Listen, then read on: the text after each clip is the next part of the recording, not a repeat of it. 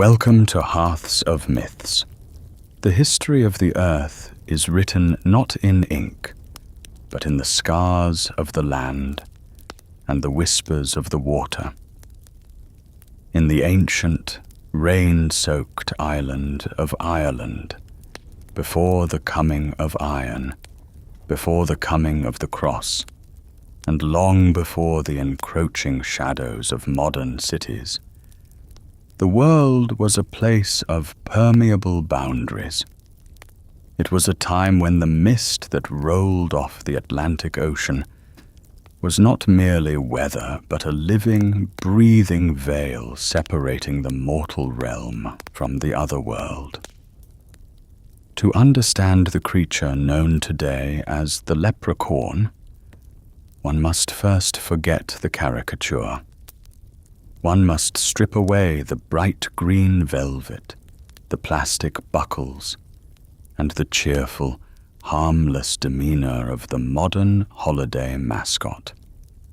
One must go back to the beginning, to the salt spray and the cold, dark depths of the Irish Sea, and to the tragic fall of a race of gods who were forced to become something smaller, something hidden, something solitary. This is not a story of whimsy. It is a story of survival. It begins with the Tuatha Dé Danann, the people of the goddess Danu. They were beings of light and artistry, masters of magic and craftsmanship, who arrived in Ireland on dark clouds, obscuring the sun for 3 days and 3 nights. They were tall, beautiful, and terrible in their power. They ruled the island with a majesty that the stones themselves still remember. Yet, even gods are subject to the turning of the wheel. When the Milesians, the ancestors of the modern Irish people, arrived from the sea, wielding weapons of steel against the bronze and magic of the Danann, a great war ensued. The age of gods was ending, and the age of men was beginning. Defeated, the Tuatha Dé Danann did not die. They did not flee the island. Instead, they made a pact that would forever alter their nature. They agreed to divide the island. The Milesians would dwell on the surface, in the fields and the valleys, while the people of Danu would take the world below. They retreated into the hollow hills, the ancient burial mounds, and the spaces between the roots of the great oaks. They became the Ars Shihe, the people of the mounds. In this great diminishing, something profound happened to the psyche and the physical form of these beings. Stripped of the open sky and the worship of the masses, many of them shrank in stature. The vast cosmic energies they once wielded were compressed into smaller, denser forms. Among these diminishing divinities was a figure, or perhaps a class of figures, associated with the god Luch.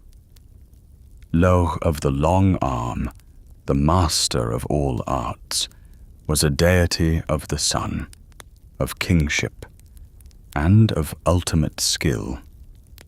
Etymologists and folklorists have long whispered that the word leprechaun may derive from Luchorpán, meaning little stooping Lug.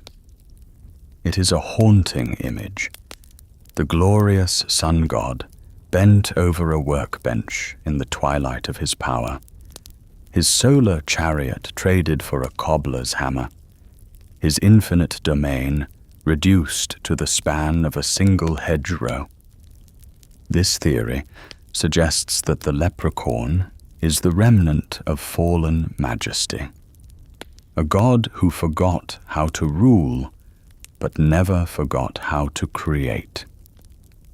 His obsession with perfection, his solitary nature, and his hoarding of gold are not the habits of a miser, but the muscle memory of a being who once owned the light of the world. However, the earth is not the only source of this legend. There is an older, wetter, and more primal origin that predates the shoemaker in the hedge. Before they were creatures of the earth, the ancestors of the leprechaun were creatures of the water. In the oldest manuscripts, preserved by monks who shivered in stone cells while transcribing the oral traditions of the Druids, the creature is called the Luchorpán. The word means small body, but the context is aquatic. These were not the friendly elves of children's stories. They were water sprites, denizens of the deep lakes and the rocky shores where the ocean crashes against the basalt cliffs of Antrim and the limestone of Clare. They were spirits of the fluid element, elusive, slippery, and dangerous.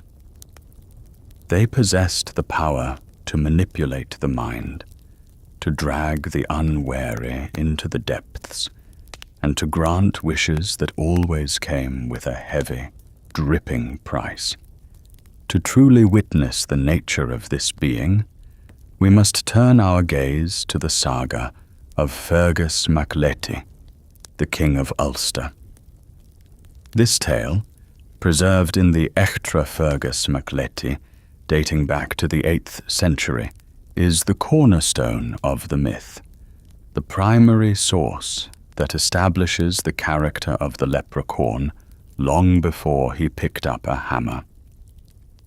It was a time when the kings of Ireland were warriors of immense renown, living lives that balanced on the razor's edge between glory and doom. Fergus was one such king, a man of appetites and courage, ruling over a land that was as wild as the sea that bordered it. The story finds King Fergus standing on the precipice of his own fate, though he does not know it. He is drawn to the water, as many in Ireland are, feeling the pull of the tides in his blood. One fateful day, weary from the burdens of rulership and the heat of the sun, Fergus sought the cool embrace of the ocean. He travelled to the coast, finding a secluded bay where the waves lapped gently against the white sand. The air was filled with the cry of gulls and the scent of salt and decaying kelp. It was a place of peace, or so it seemed.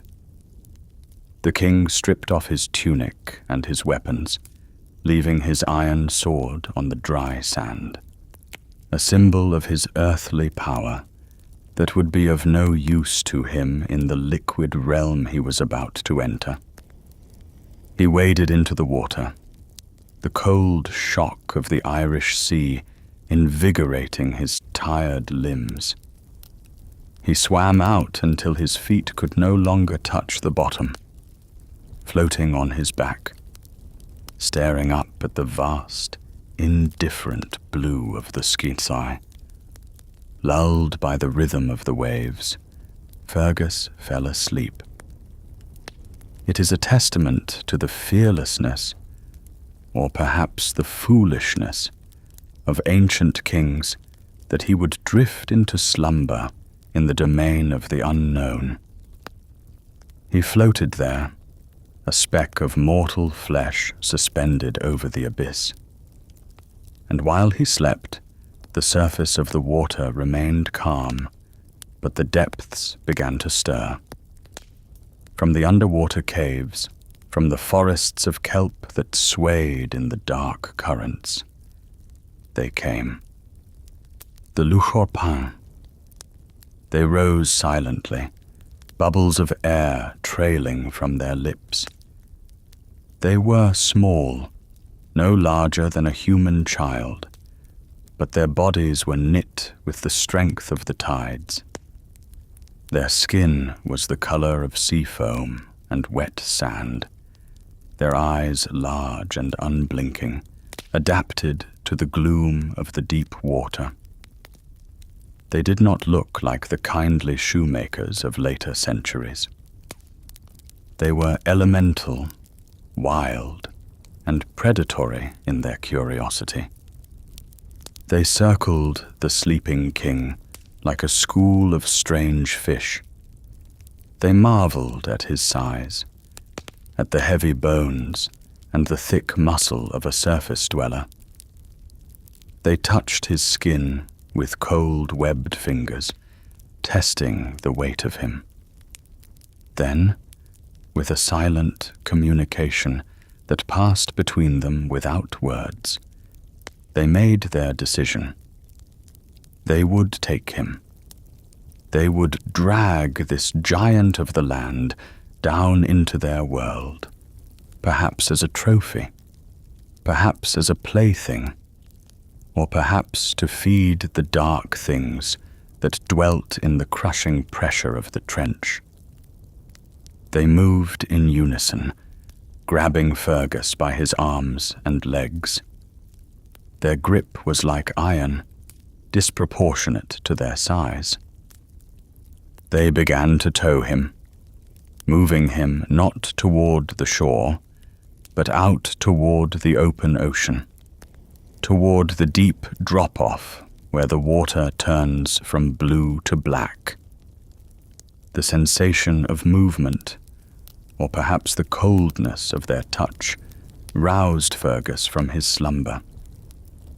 He opened his eyes to see the sky moving past him, and then, looking down, he saw the creatures. Panic, cold and sharp, pierced his heart. He was a warrior who had faced chariots and spears, but this was a horror beyond the battlefield. He was being abducted by the spirits of the deep. But Fergus was a king of Ulster, and the blood of heroes ran in his veins. He did not scream. He acted. With a roar that bubbled up from his lungs, he wrenched his limbs free from their grasp. The Luchorpán were strong, but they had underestimated the sheer, explosive violence of a terrified human king. Fergus thrashed in the water, turning the calm bay into a churning froth. He reached out with his massive hands and managed to seize the leader of the sprites, a creature who wore a look of imperious command, even as he was being throttled.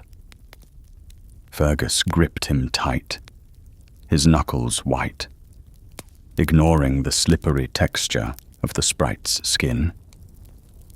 The other Luchorpán, seeing their leader captured, scattered like minnows before a pike, diving back into the safety of the depths.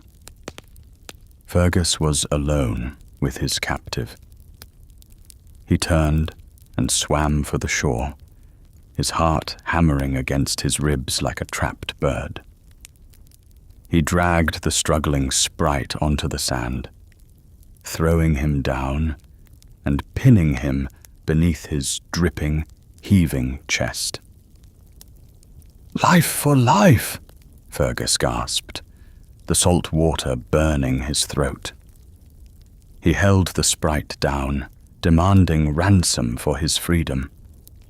The creature, realizing that the element of surprise was lost, and that he was now at the mercy of the land giant, ceased his struggling.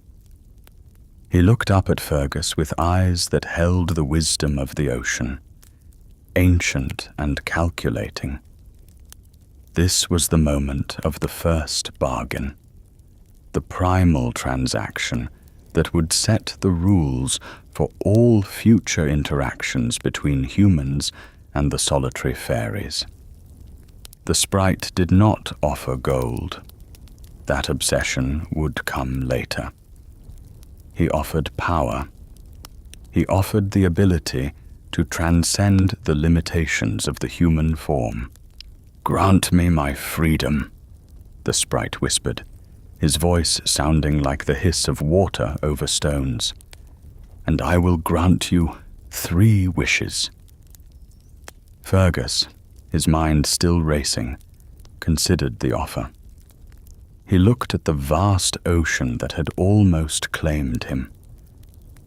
He realized that his strength on land was meaningless if he could drown in a few feet of water. He wanted to conquer the element that had terrified him. "I wish," Fergus declared, his voice steadying, "for the power to swim under the sea, to breathe the water as if it were air, and to move through the depths with the ease of your kind." The sprite nodded. It was a fair exchange. He reached into the pouch at his belt, an early iteration of the magic purse, and produced a set of magical herbs, or perhaps he simply breathed a charm onto the king. The specific mechanism is lost to the mist of time, but the result was undeniable. He granted Fergus the power of underwater breathing and movement. However, the gifts of the Luchorpán always come with a caveat, a restriction that maintains the balance of power. You may swim in all the seas and all the lakes and all the rivers of Ireland, the sprite warned, his finger pointing a stern accusation at the king. But there is one place you must never enter. You must never swim in Loch Rudraig. That is the forbidden water. Enter it, and your doom will be upon you. Fergus accepted the condition. It seemed a small price to pay for the freedom of the oceans. He released the sprite, who scrambled back into the surf and vanished beneath the waves without a backward glance. For years, Fergus mac Léti lived as a marvel among men.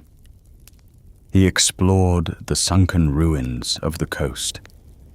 He swam with the great whales, and he saw wonders that no human eye had ever beheld.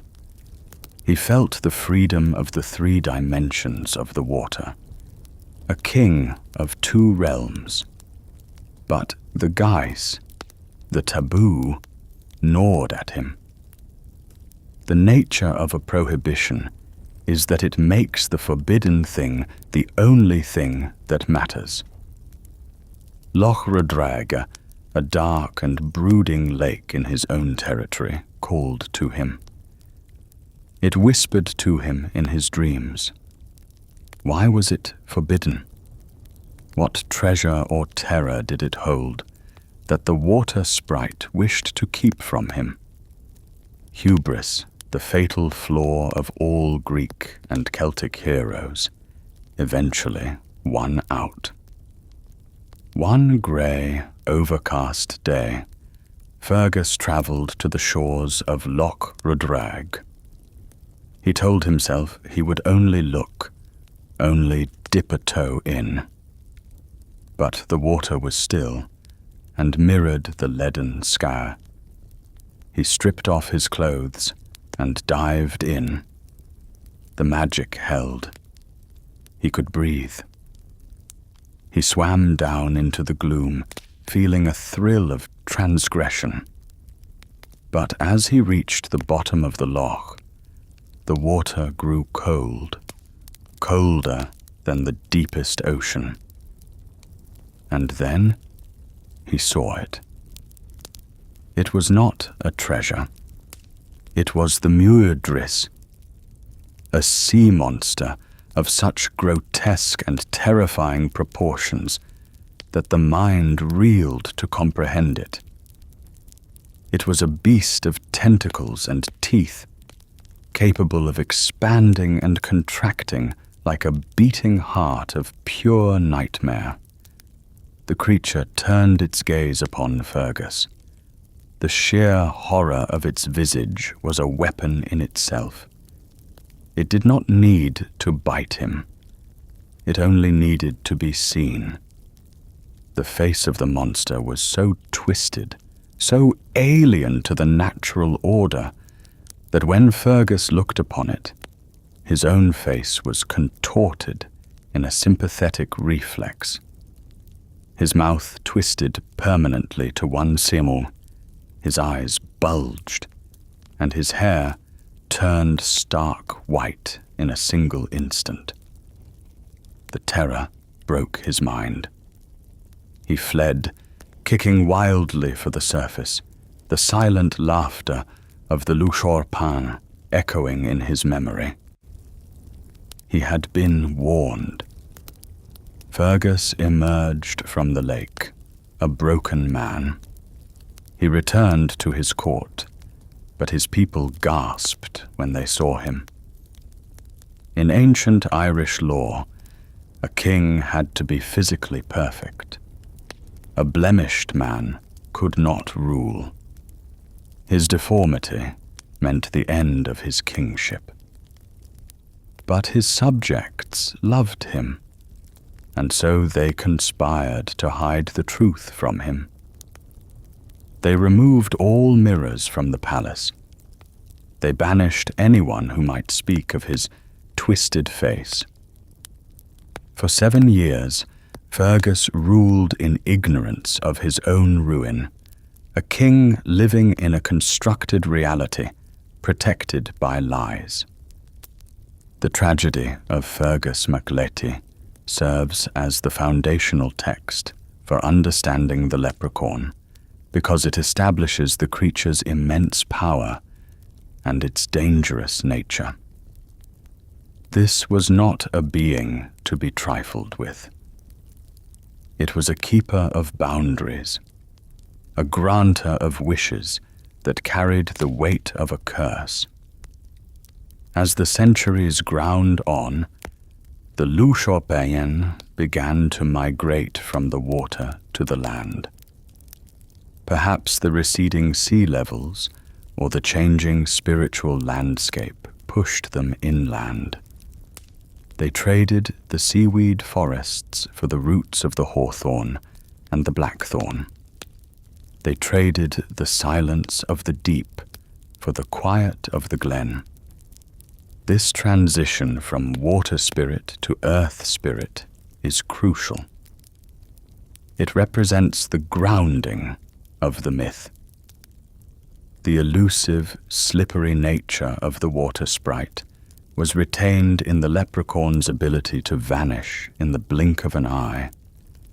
The connection to hidden treasure, originally the pearls and gold of shipwrecks, translated into the buried crock of gold in the earth. And the solitary nature of the deep-sea dweller became the solitary nature of the shoemaker.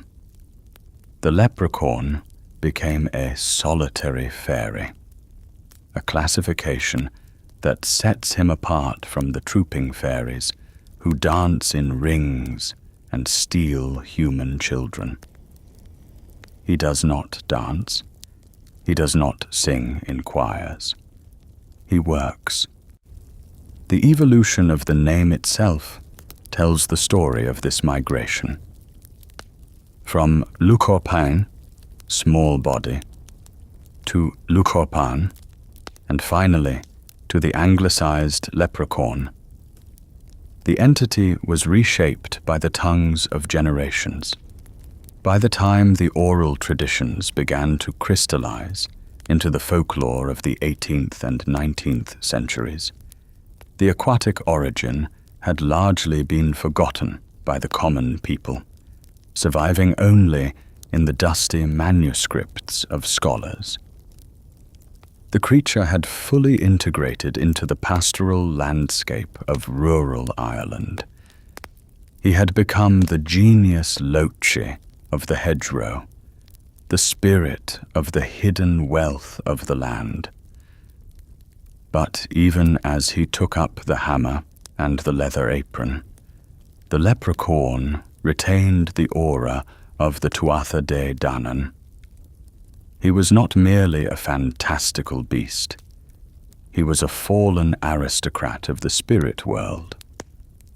His clothes, often described in early tales not as green but as red, a deep military scarlet laced with gold, hinted at a bygone era of splendor.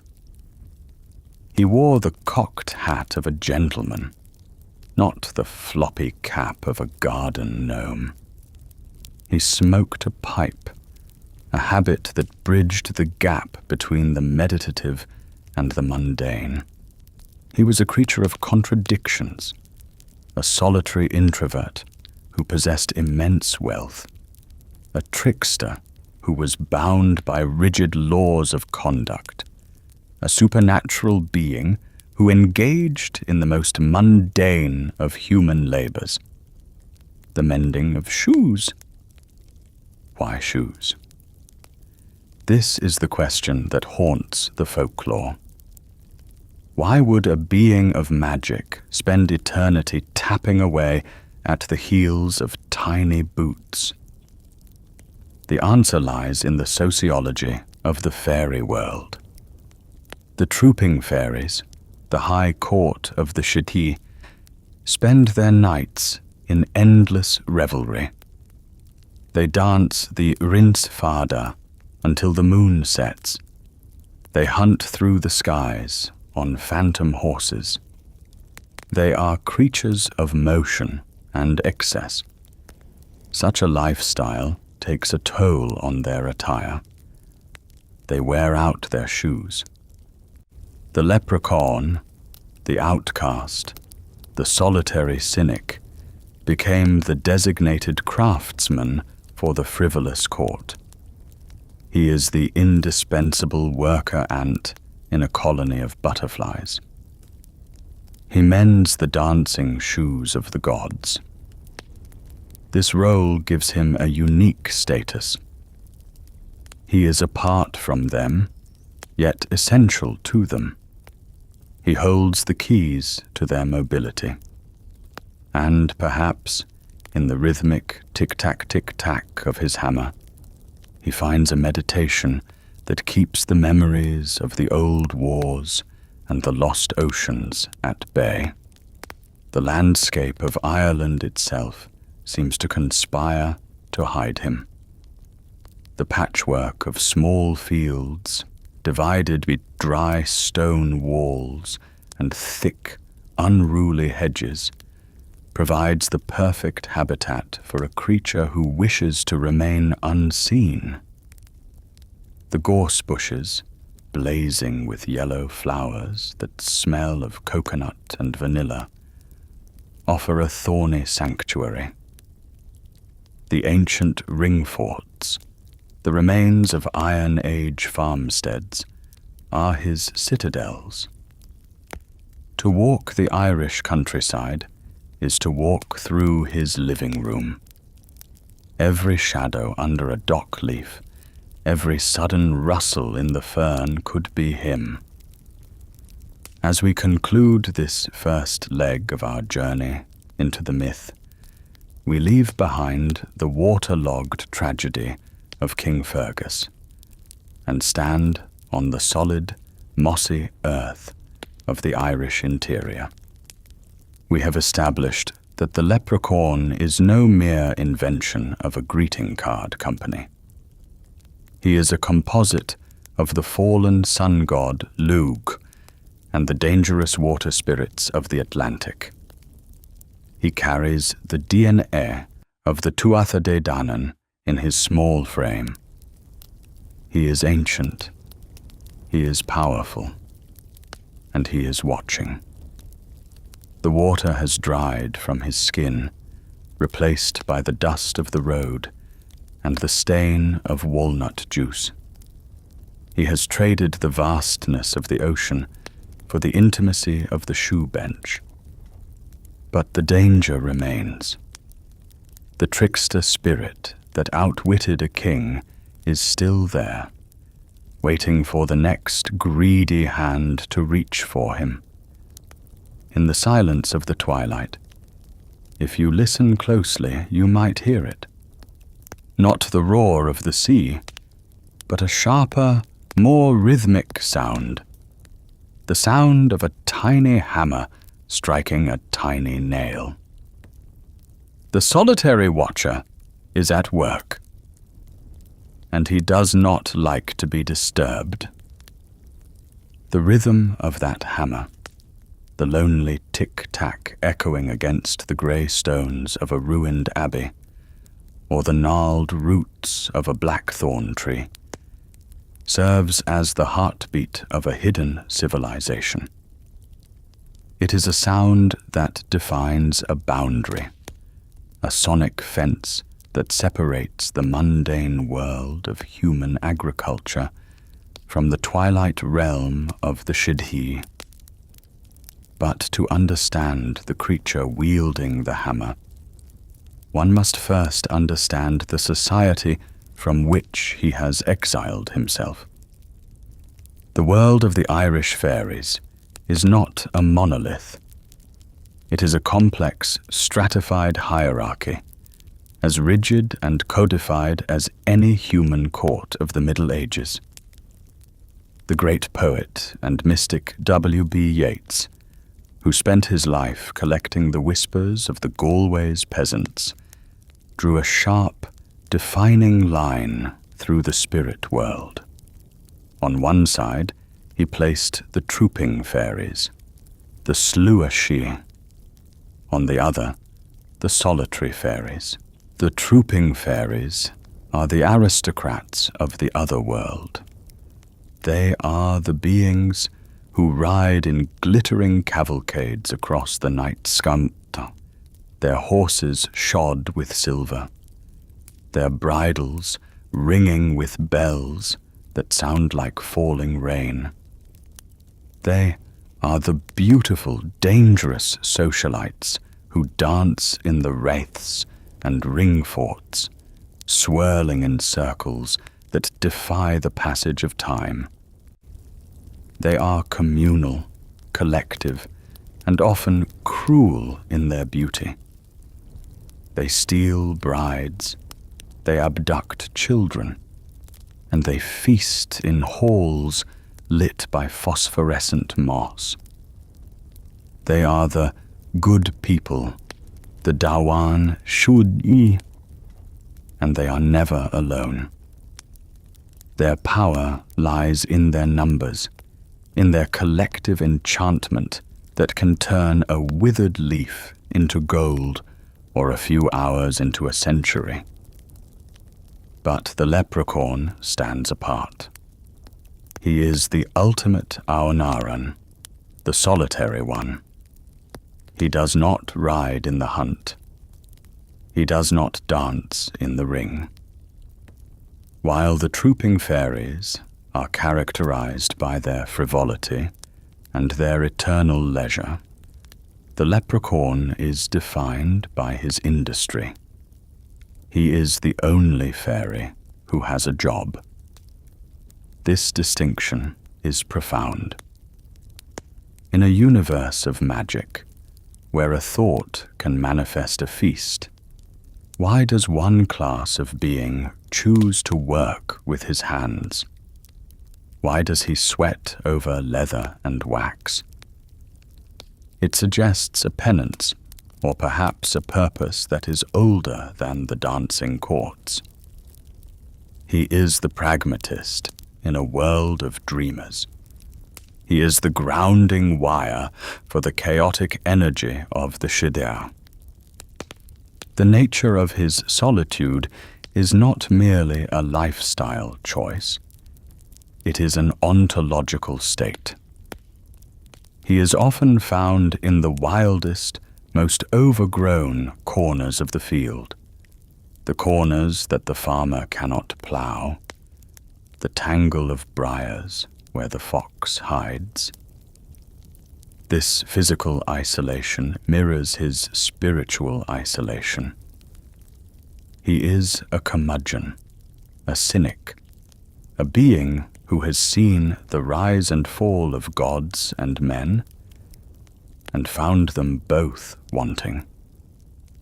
While the trooping fairies might flirt with humans or play elaborate pranks for amusement, the leprechaun generally wants to be left alone. His interactions with humanity are almost always involuntary, initiated by a human stumbling upon him, not by his own desire for company. He is the hermit of the hedgerow, guarding his privacy with the same ferocity with which he guards his gold. And then there is the craft itself, the shoemaker. In the taxonomy of folklore, this profession is not accidental. Shoes are objects of immense symbolic power. They are the barrier between the foot and the earth, the vehicle of travel, the protector of the pilgrim. In the context of the fairy world, they are a necessity born of excess. The trooping fairies, in their endless, frantic dancing, wear out their shoes at a supernatural rate. Their revels, which can last for nights on end, shred the delicate leather of their footwear. The leprechaun, therefore, is the essential logistical support for the entire fairy kingdom. Without him, the dance stops. Without him, the cavalcade halts. He holds the court in the palm of his withered hand, stitching the souls that allow the magic to continue. Yet there is a curious, almost cursed detail that appears in nearly every authentic account of the creature. He is never seen making a pair of shoes. He is always working on one shoe, a single brogue, a solitary pump. He taps at the heel, he stitches the vamp, he polishes the leather until it shines like a beetle's wing, but the mate to that shoe is never seen. Is this a task of Sisyphus? Is he condemned to eternally repair the left shoe while the right one remains elusive? Or does it signify something deeper about the incomplete nature of the fairy world? Perhaps the other shoe is in the human world, and his work is an attempt to bridge the gap, to create a match that can never be finished. The one shoe motif adds a layer of surreal frustration to his existence. He is a master craftsman who can never complete the set, a perfectionist trapped in a cycle of singular production. The sensory experience of encountering him is distinct from any other supernatural event. It is almost always auditory before it is visual. The tic-tac sound is described in the folklore not as a loud noise, but as a glamour that catches the ear when the mind is idle. It is a hypnotic rhythm, often mistaken for the chirp of a stone-chat bird, or the snapping of dry twigs in the heat. It draws the listener in. It is a siren song of industry. The human hears it and is compelled to investigate, pushing through the heavy, wet fronds of the ferns, guided by the steady beat of the hammer. It is a sound that implies civilization in the midst of wilderness, a tiny pocket of order in the chaos of nature. To hear it is to be marked. It means the veil is thin, and you have stepped into the periphery of his domain. When the eyes finally locate the source of the sound, the reality of the leprechaun shatters the modern illusion. If you are expecting a small man in a bright green suit with a buckle on his hat and a shamrock in his lapel, you will be disappointed. That image is a fabrication of the 20th century, a product of greeting cards and cereal boxes. The true, ancient leprechaun, the Luchorpán of the raw earth, dresses in the colors of the landscape and the aristocracy of the 18th century. He is almost invariably described as wearing a coat of red. The red coat is crucial. In Irish folklore, red is a color of power, of danger, and of the other world. It is the color of the fox, the rowan berry, and blood. To wear red is to signal one's magical potency.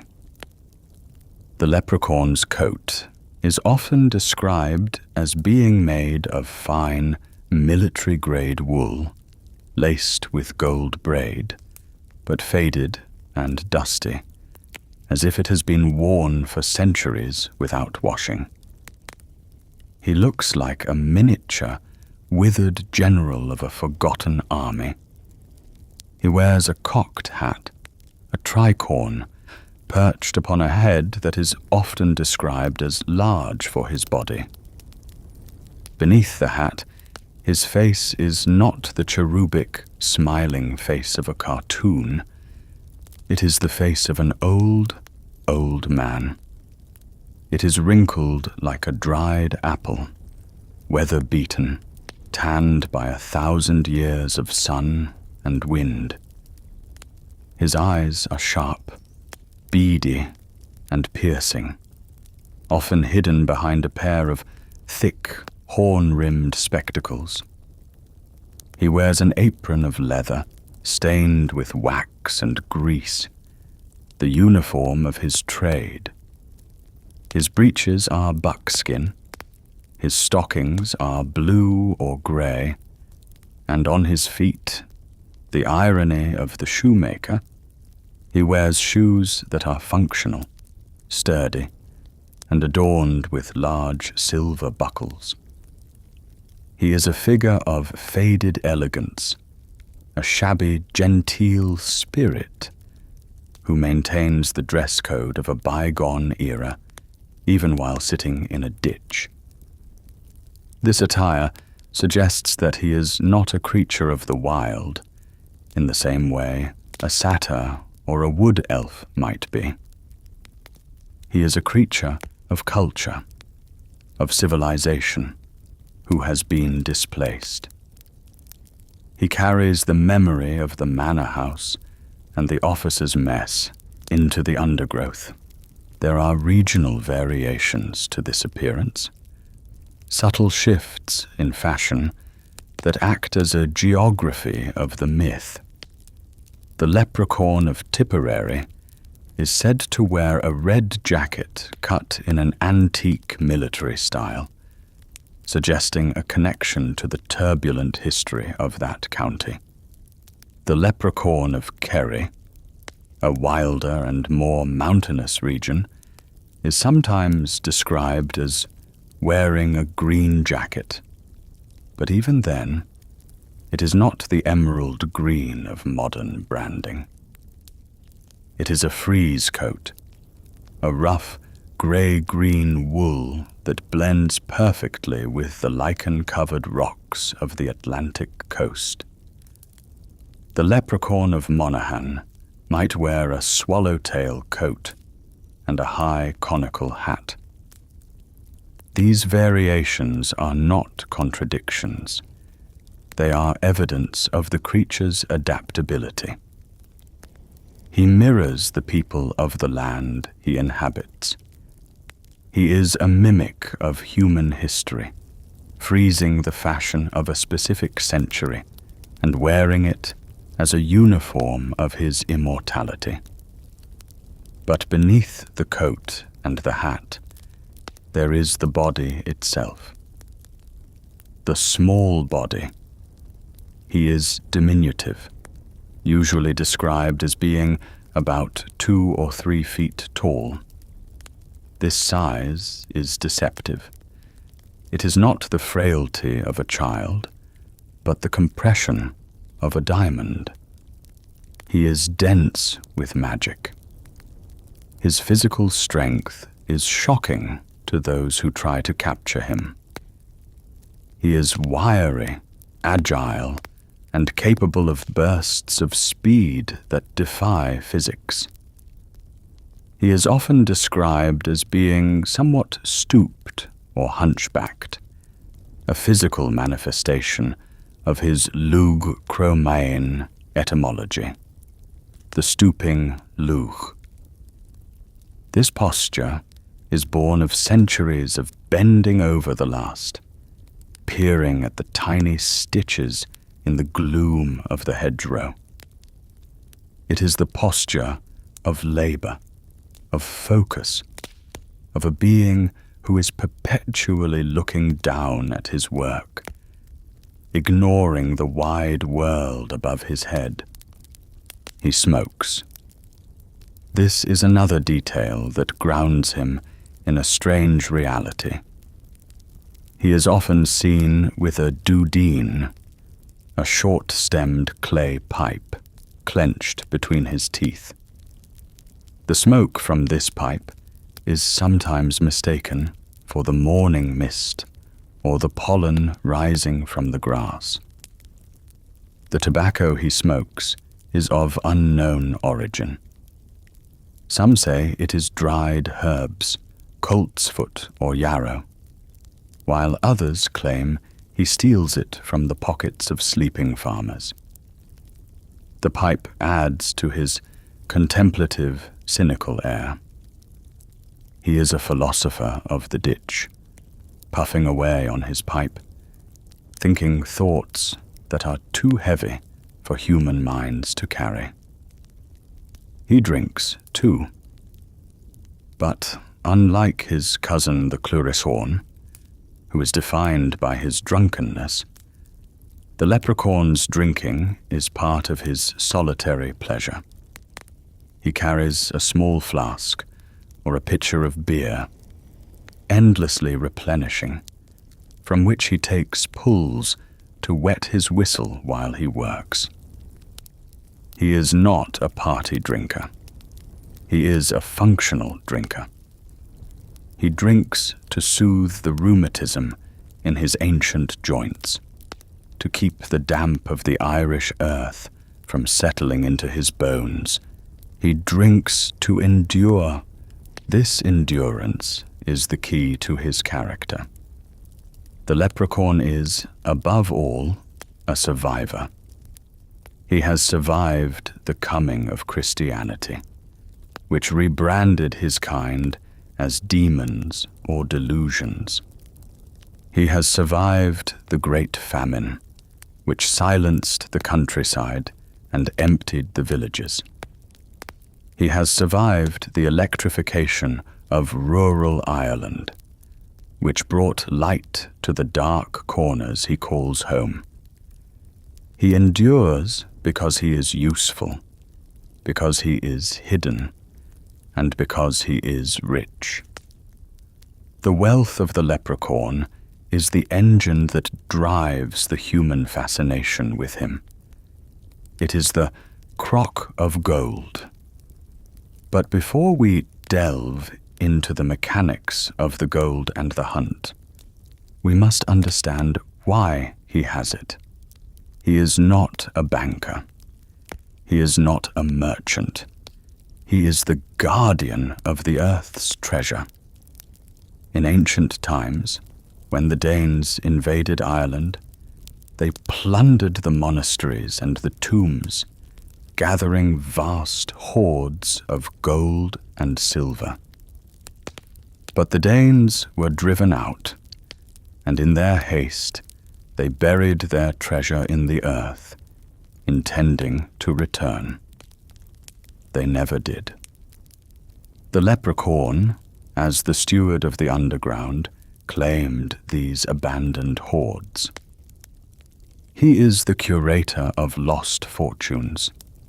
He moves the gold, airing it out to prevent it from mildewing, a fantastical concept, but one that speaks to his obsession with maintenance, counting it and reburying it in new, secret locations. This hoarding is not born of greed in the human sense. He has no use for the gold. He cannot spend it in the shops of Dublin.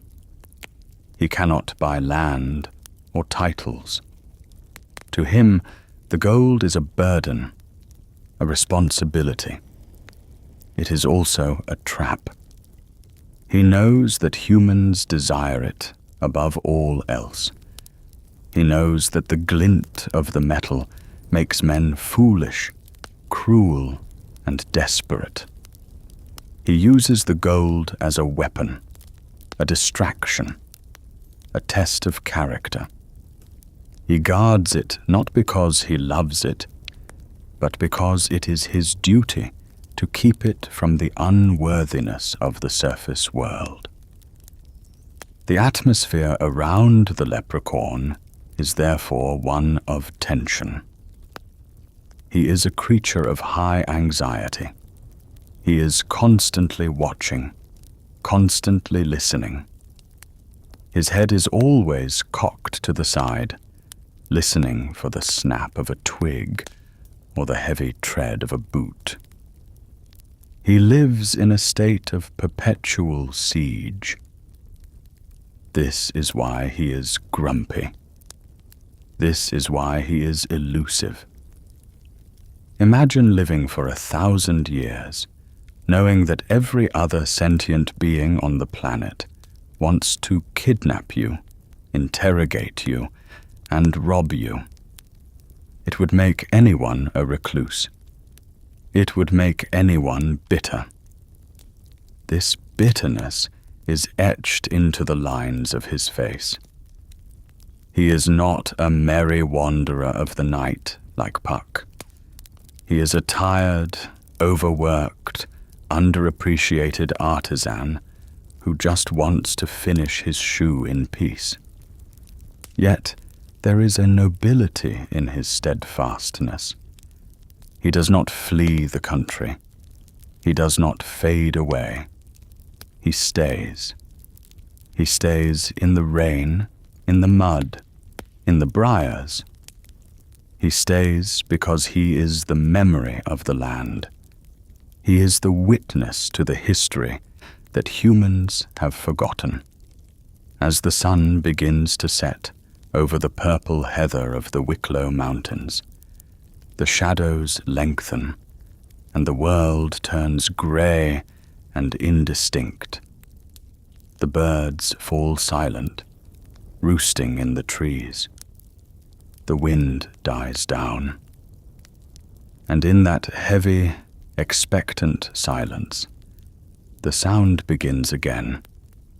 Tick, tack, tick, tack. It is a sound that invites you to step off the path, to push through the gorse, to risk your soul for a glimpse of the red coat. But be warned. The solitary watcher is not alone because he is weak. He is alone because he is dangerous. He is alone because he is the keeper of secrets that are older than the alphabet. And he has no patience for interruptions. To approach him is to enter a game of wits where the rules were written before your ancestors were born. He is the master of the guise, the sacred taboo. He is the master of the glamour, the magic of illusion. He is the shoemaker who walks between worlds, and he knows that every step you take towards him is a step away from the safety of your own reality. The solitary watcher is waiting, and he has been waiting for a very long time. Yet, he is not the only solitary spirit in the Irish pantheon. He has cousins, darker, stranger, more chaotic reflections of himself who share his solitary nature, but lack his industry. If the leprechaun is the worker, the others are the idlers, the drunkards, and the tormentors. They are the shadows that move in the wine cellar, and the nightmares that sit by the hearth. As we peel back the layers of this mythology, we must distinguish the craftsman from the chaos.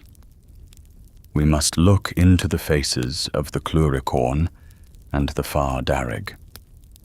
For while the leprechaun might trick you, his cousins might destroy you. And often, in the bottom of a glass or the flicker of a dying fire, it is hard to tell them apart. The taxonomy of the invisible world is rarely clean. In the twilight of the Irish consciousness, shapes blur and identities shift like smoke in a drafty cottage. The solitary figure in the red coat, seen from the corner of the eye, is not always the industrious shoemaker guarding a pot of gold. Sometimes it is something else entirely, something that shares the leprechaun's diminutive stature and his predilection for solitude, but lacks his work ethic and his discipline. If the leprechaun is the embodiment of earthy pragmatism and hidden wealth, his cousins are the embodiments of chaos, hedonism, and terror.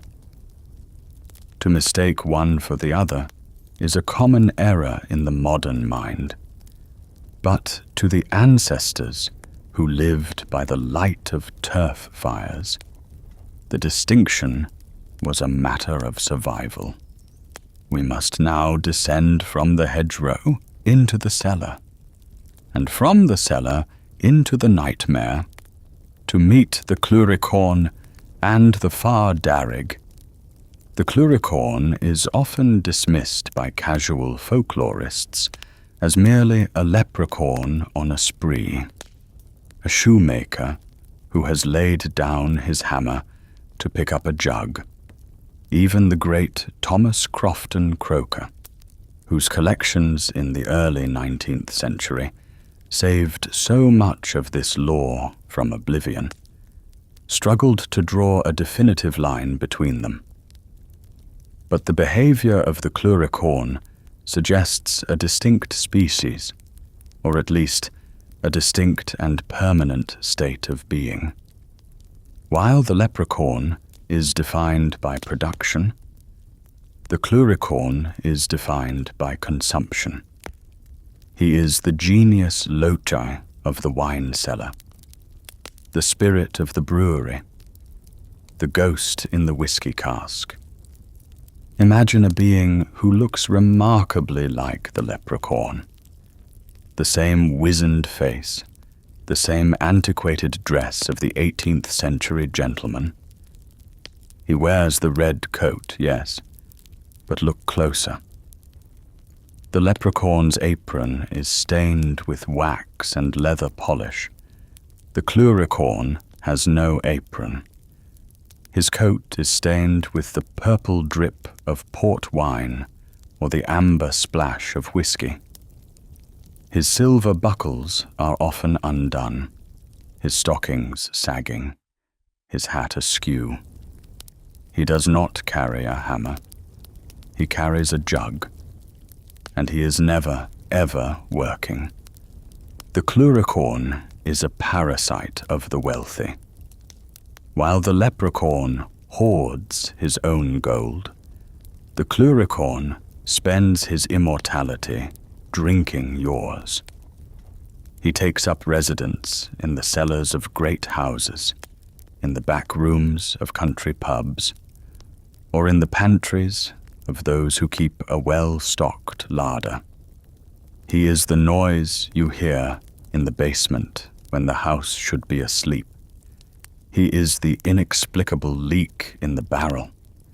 He is the reason the wine goes sour overnight if the master of the house has been miserly. There is a wildness to him that the restrained leprechaun lacks.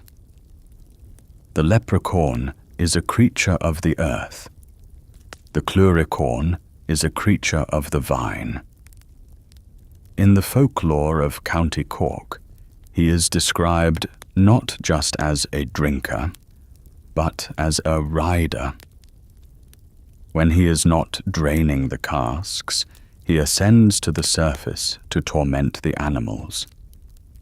He herds the sheep by moonlight, riding them like racehorses until they are foaming and exhausted in the morning. He shears them with invisible shears, leaving the farmer to wonder why his flock is shivering. He is a frantic, energetic spirit of debauchery, a manifestation of the wild night that leaves a hangover in the morning. The relationship between a human family and a resident Clurichaun is a complex, abusive dependency. Unlike the leprechaun, who ignores you if you ignore him, the Clurichaun demands attention. If he is treated well, if a little drop of wine is left for him, if he is not insulted, he can be a protector of the cellar. He will prevent the barrels from bursting and chase away dishonest servants who try to steal the master's liquor.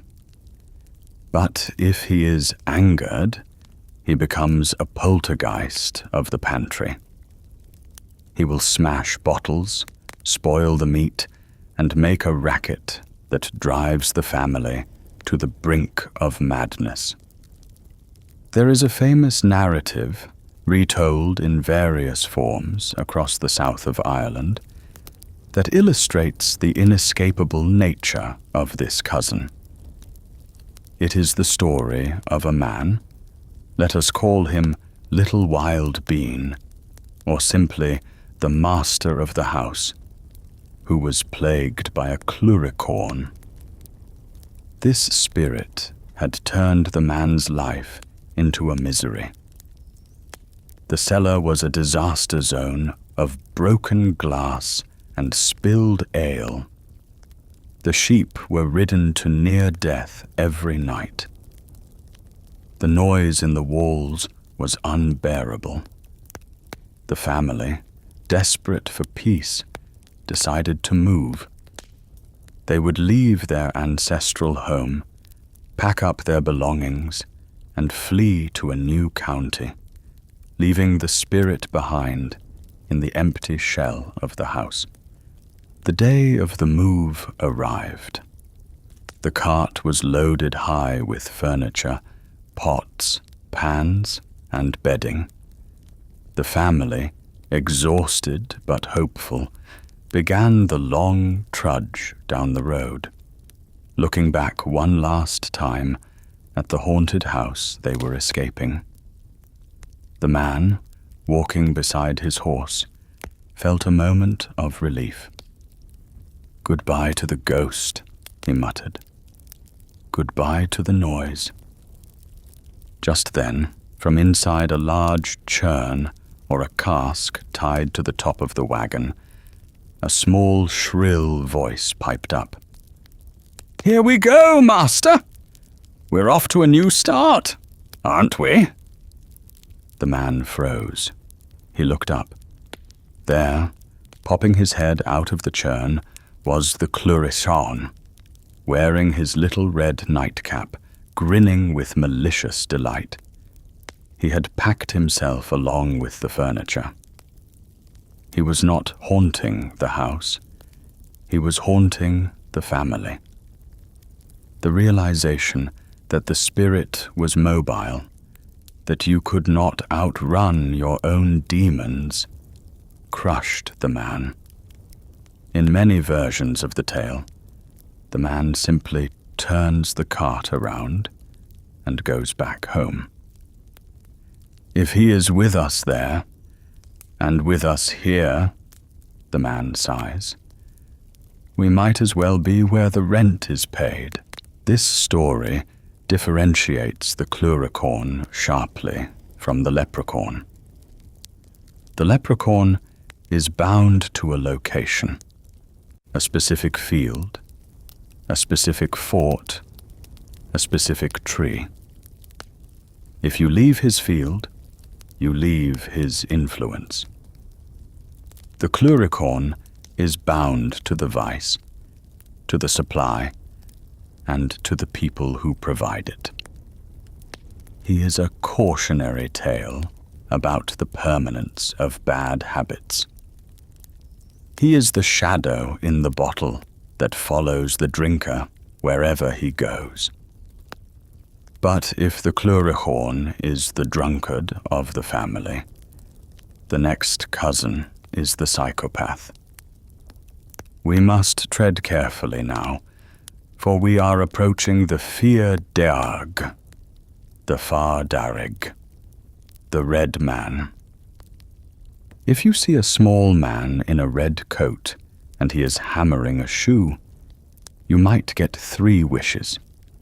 If you see a small man in a red coat and he is drinking from a jug, you might lose your wine. But if you see a small man in a red coat and he is smiling at you with a wide, toothy grin, and he is holding nothing but a heavy sack or a skull, run. Run until your heart bursts. The Far Darrig is the most dangerous of the solitary fairies. His name simply means red man in Irish. Fir equals man, Dearg equals red. But the redness here is not the faded military scarlet of the leprechaun. It is a visceral, bloody crimson. He dresses in red from head to toe. A red cap, a red cloak, red breeches. He is the color of an open wound moving through the green landscape. While the leprechaun is grumpy and the Clurichaun is drunk, the Far Darrig is essentially a practical joker. But his idea of a joke is not a whoopee cushion. His jokes are macabre, terrifying, and often involve the manipulation of corpses, nightmares, and physical entrapment. He is larger than the leprechaun, broader in the shoulder, and possesses a strength that is malicious rather than defensive. He does not want gold. He does not want wine. He wants fear. He feeds on the adrenaline of the terrified traveler.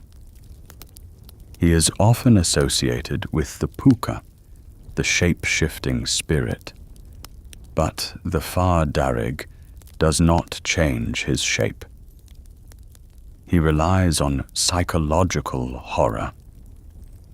His laughter is described in the folklore as a hollow, booming sound that seems to come from the earth itself, a sound that freezes the blood. There is a recurring motif in the stories of the Far Darrig, the unwanted burden. A traveller, usually walking alone on a dark, stormy night, for the Far Darrig loves foul weather, unlike the Leprechaun, who prefers the sun, seeks shelter in a ruined hut or a desolate cottage. Inside, he finds the red man sitting by a cold hearth. The Far Darrig does not attack him with claws or teeth. Instead, he compels the traveller to join him in a game or a task. "Will you help me with my load?" the Far Darrig asks. The traveller, bound by the laws of hospitality or paralyzed by fear, agrees. The Far Darrig throws a sack over the man's shoulders. The sack is heavy, wet, and lumpy. As the man walks, the sack begins to move. It groans. It whispers. The man realizes, with a creeping horror, that he is carrying a corpse. Or worse, the corpse inside the sack begins to talk to him, mocking him in the voice of the Far Darrig. In other tales, the Far Darrig forces the traveller to turn a spit over a fire. But the meat on the spit is not a pig or a sheep. It is a dead man, or an old woman, or sometimes a member of the traveller's own family. "Turn the spit," the red man commands, "and do not let it burn." The psychological torture of the situation, the enforced cannibalistic imagery, the desecration of the dead, is the hallmark of the Far Darrig. He is the manifestation of the bad trip, the nightmare that invades the waking world. Why does he do this? Unlike the Leprechaun, who has a clear motive, protecting his gold/privacy, the Far Darrig's motives are obscure. He seems to exist to test the limits of human sanity. He is the chaotic evil to the Leprechaun's lawful neutral. However, folklore always provides a defense. Just as the Leprechaun can be controlled by the fixed stare, the Far Darrig has a weakness. He cannot abide being ignored.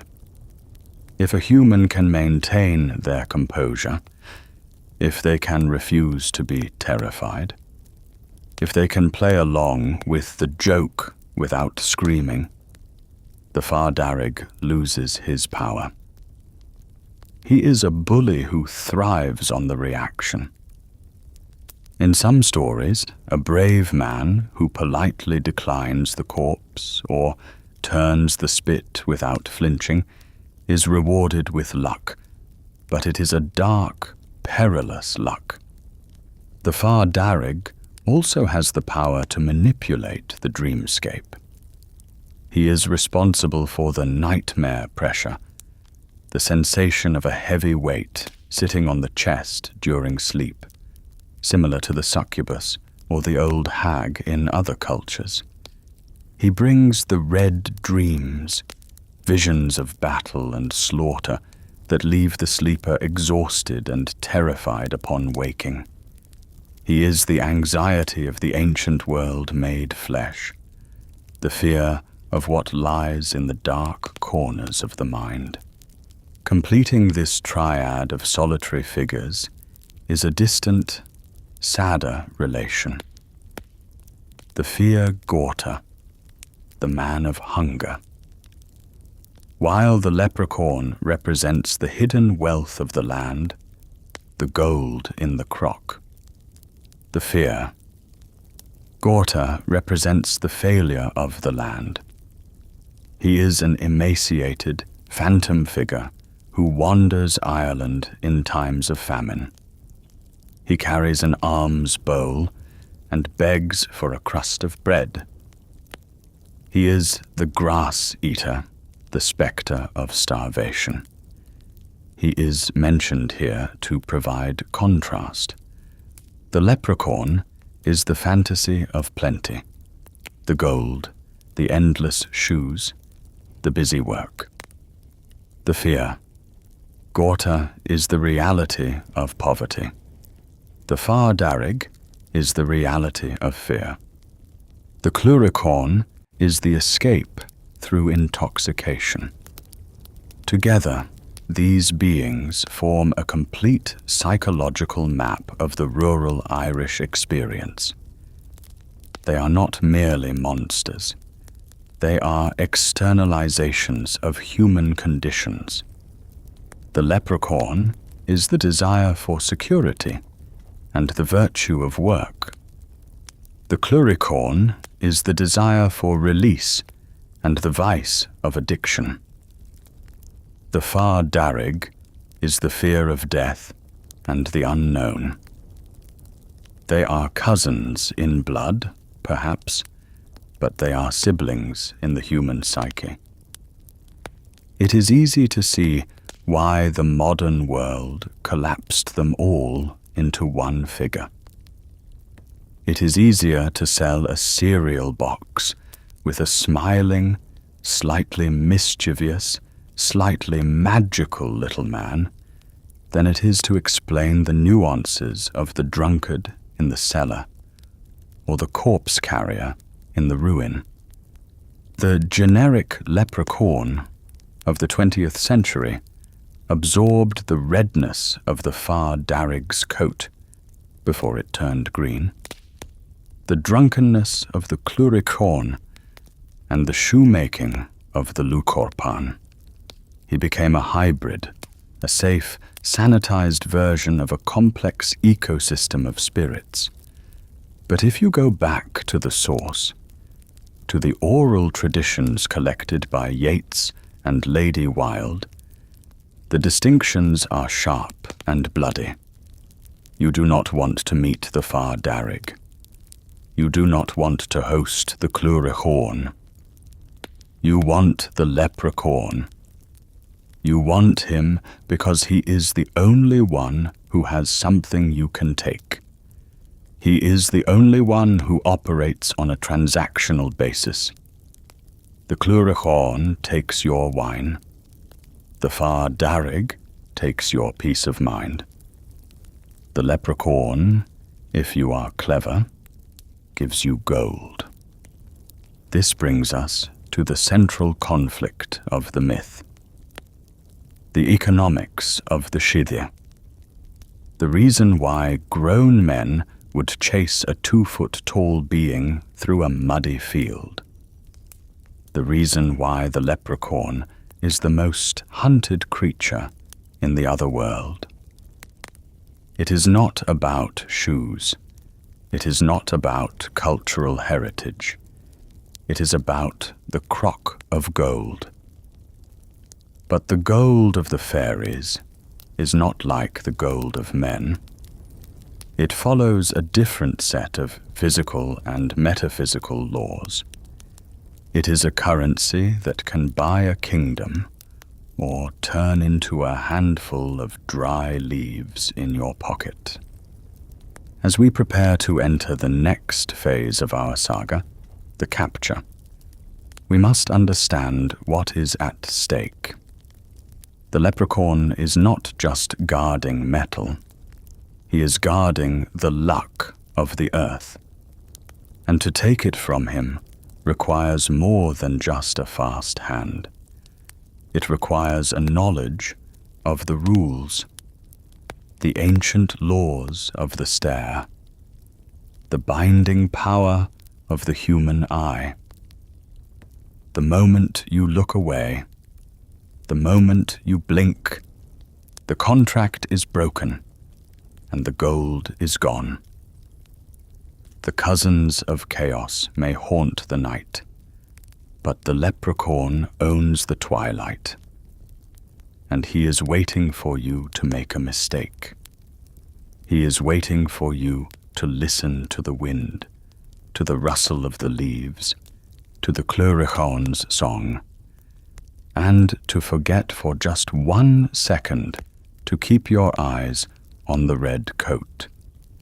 For in the world of the solitary fairies, distraction is the only sin that is punished instantly.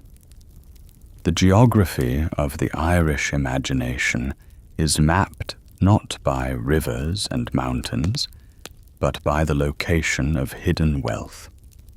In a land that has historically known deep poverty, where the soil is often too rocky to plough, and the rain too heavy for the harvest, the dream of the crock of gold is not merely a fantasy of luxury. It is a fantasy of survival. It is the ultimate escape hatch from the crushing weight of history. And the keeper of this escape hatch, the banker of the other world, is the leprechaun. We have spoken of his origins in the deep ocean and his solitary nature in the hedgerow. But now we must confront the primary reason he is hunted. We must confront the economics of the sidhe. To understand the gold, we must first understand its source. Folklore is divided on this, offering 2 competing theories that speak to the dual nature of the Irish experience. The first is the historical theory, grounded in the trauma of invasion. It suggests that the gold guarded by the leprechaun is Danish gold. During the Viking raids of the 9th and 10th centuries, the Norse invaders plundered the monasteries of Clonmacnoise, Glendalough, and Kells. They stripped the altars of their chalices, the shrines of their reliquaries, and the kings of their talks. But the Danes were raiders, not settlers in the early days.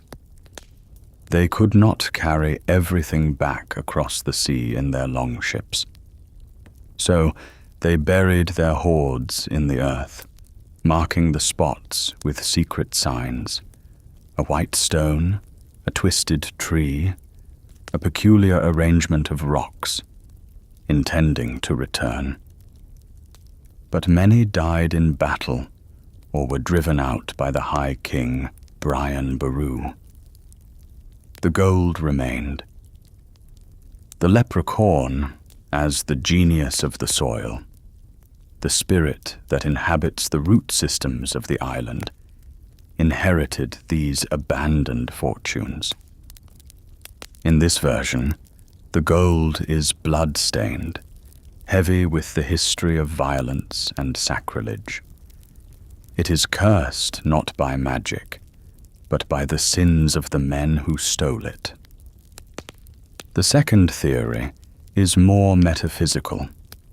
It suggests that the gold is not material wealth at all, but fairy gold.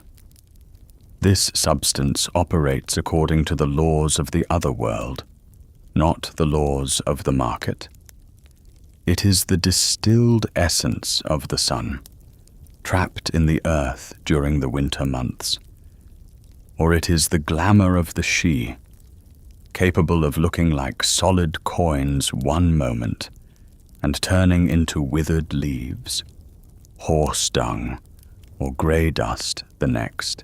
This transmutation is the primary defense mechanism of the fairy economy.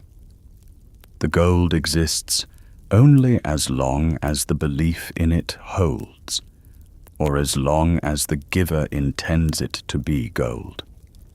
If it is stolen, or if it is given under duress, it reverts to its true, worthless form. This is the economics of the Shidi. Value is subjective, fluid, and entirely dependent on the spiritual state of the transaction. Why, then, does the leprechaun hoard it? He has no need for commerce. He does not buy leather for his shoes. He likely tans it himself from the skins of mice or bats. He does not buy food. He eats the roots of the earth or steals from the pantry. The hoarding is a compulsion, a cosmic duty. He airs the gold to keep it fresh, a concept that applies to organic matter, not metal, further suggesting that the gold is a living thing. He counts it to ensure the balance of the earth is maintained. He is the dragon on the pile, but a miniature, neurotic dragon who is terrified of thieves.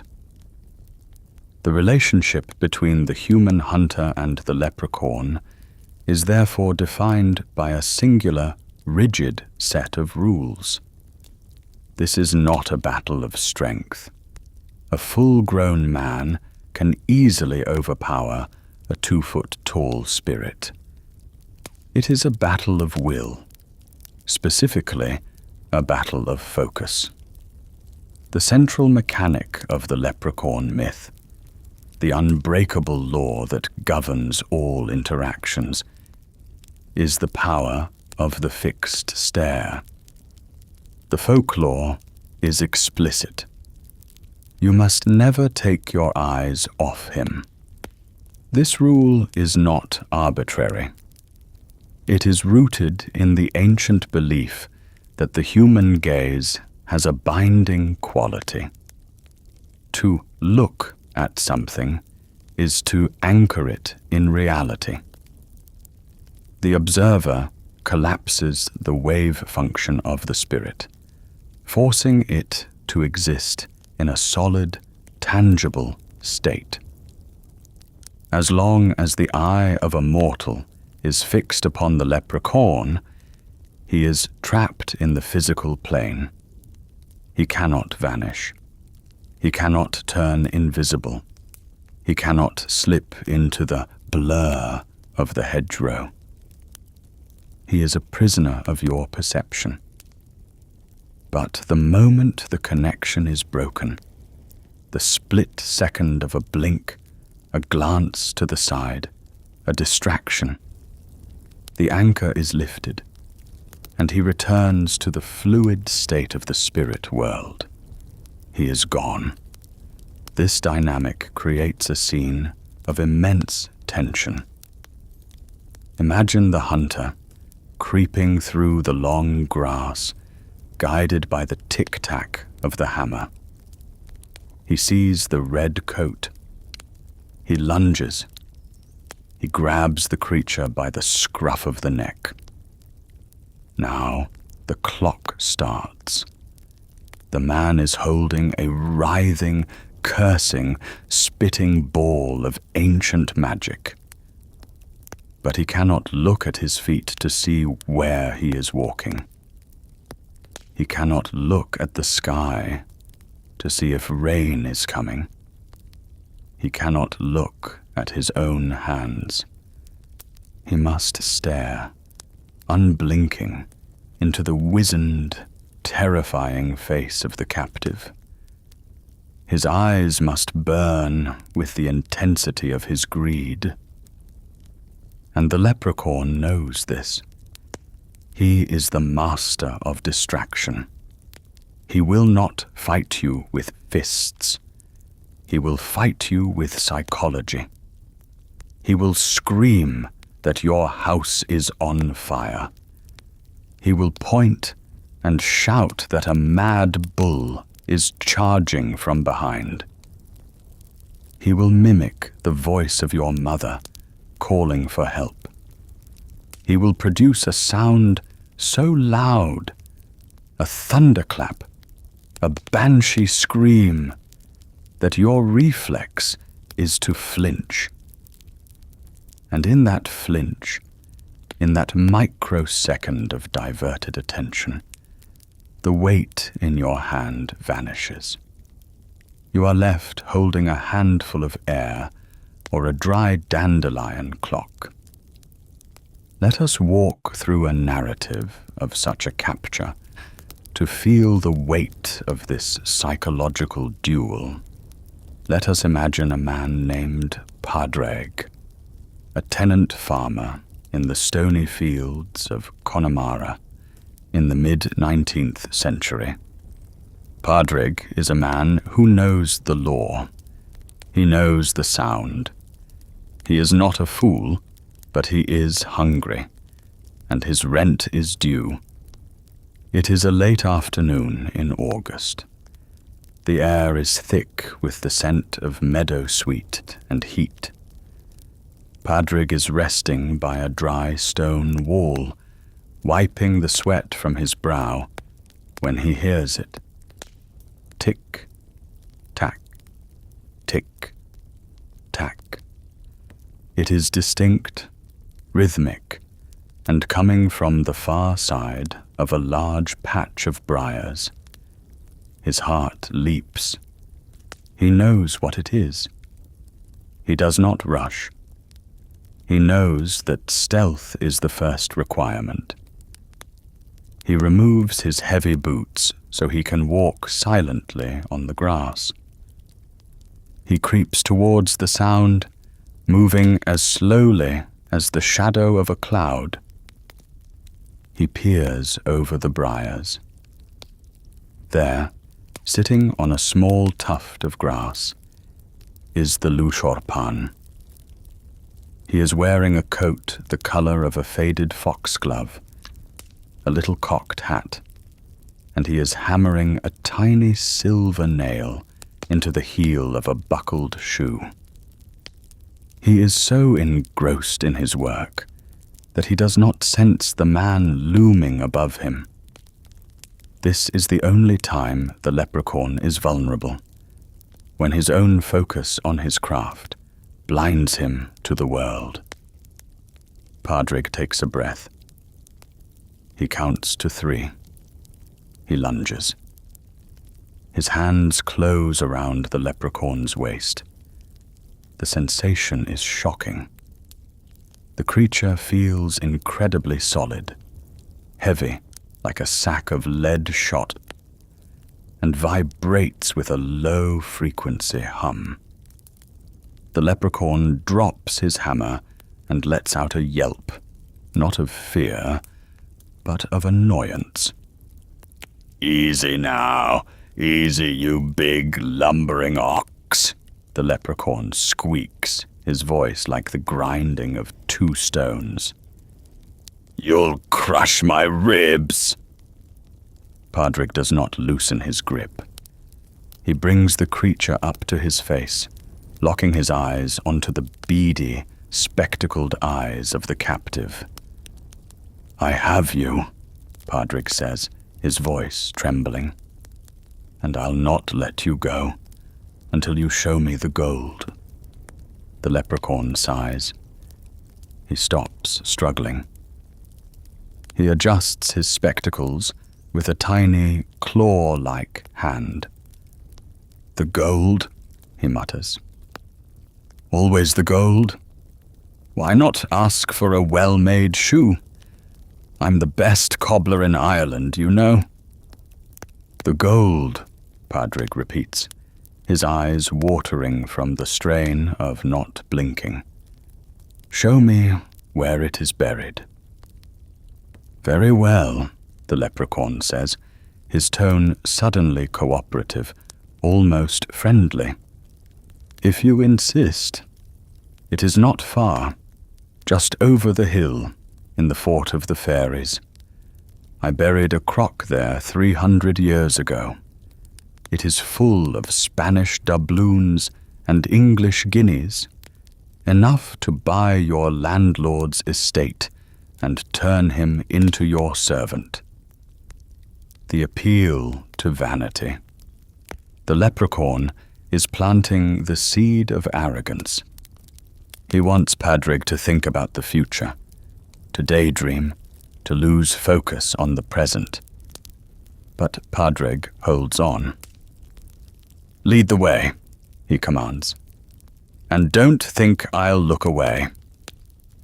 They begin to walk. It is an awkward, stumbling procession. Padraig has to walk blindly, stepping over roots and stones, trusting his feet while his eyes remain glued to the red coat in his hands. The leprechaun chatters incessantly. "Watch out for that hole," the leprechaun warns helpfully. "Mind the nettles. Oh, look at that fine cow over there. No, don't look. Keep your eyes on me, good man. You're doing very well. Better than the last one." "The last one?" Padraig asks, his grip tightening. "Oh, yes," the creature chuckles. "A big fellow like you. Seamus was his name. He caught me just last week. We were walking just like this. But then, poor Seamus. What happened to him?" "Nothing much. He just didn't see the cliff edge. Walked right off, splat. But you are smarter. You are watching your feet, aren't you? It is a psychological assault. The leprechaun is trying to make Padraig look down. He is trying to instill the fear of a fall." Padraig hesitates, his foot hovering over uncertain ground. He wants to look down. Every instinct in his body screams at him to check his footing. But he remembers the rule. The stair is the chain. He keeps his eyes up. He stumbles, scraping his shin, but he does not look away.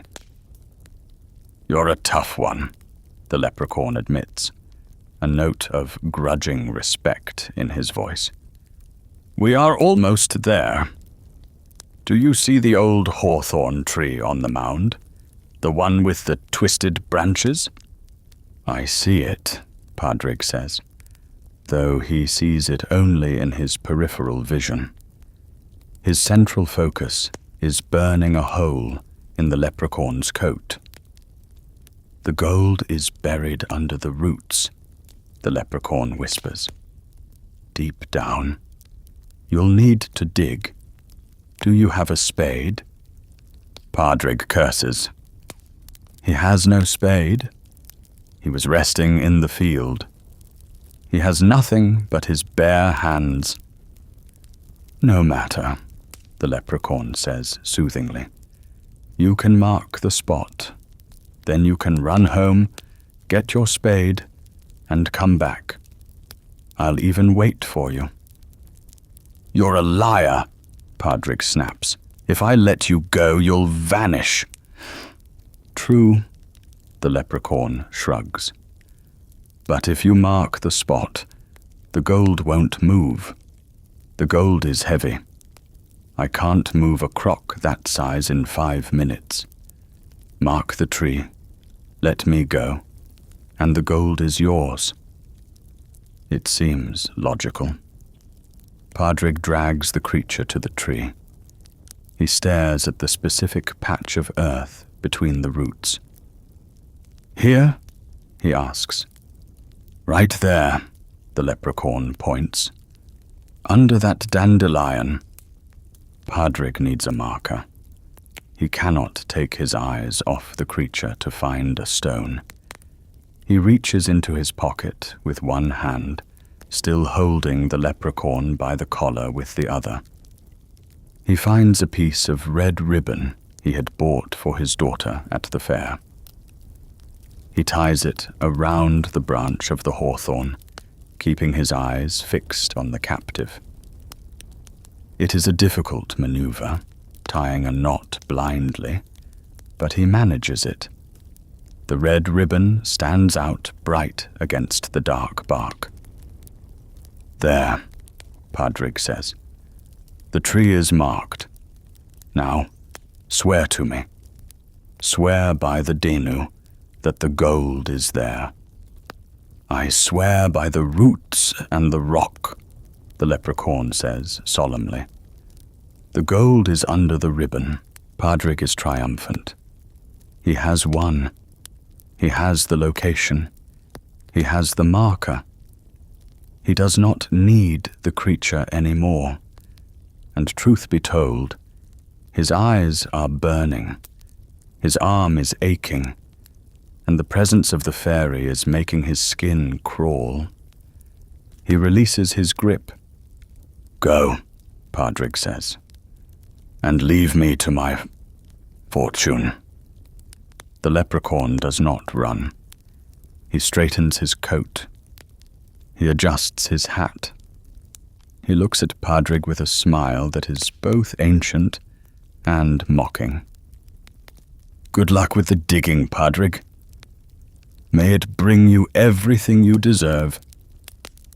And then, with a pop like a cork coming out of a bottle, he is gone. Padraig laughs. He is rich. He runs home, his fatigue forgotten. He grabs his spade. He shouts to his wife that their troubles are over. He runs back to the field. The sun setting now, casting long shadows. He rushes up the hill to the fairy fort. He looks for the hawthorn tree with the red ribbon. He stops.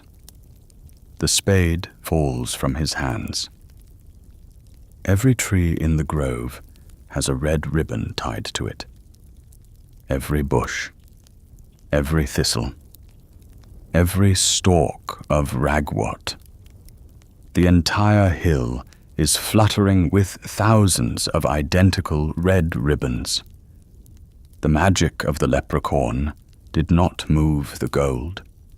It multiplied the marker.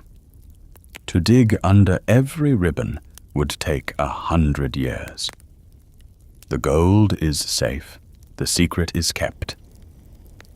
And Padraig is left standing in the twilight, a poor man with a spade, listening to the faint, distant sound of laughter carried on the wind. This is the essence of the economics of the Sheehy. The transaction is never straightforward. The human brings greed, the fairy brings wit. The capture is only the first step.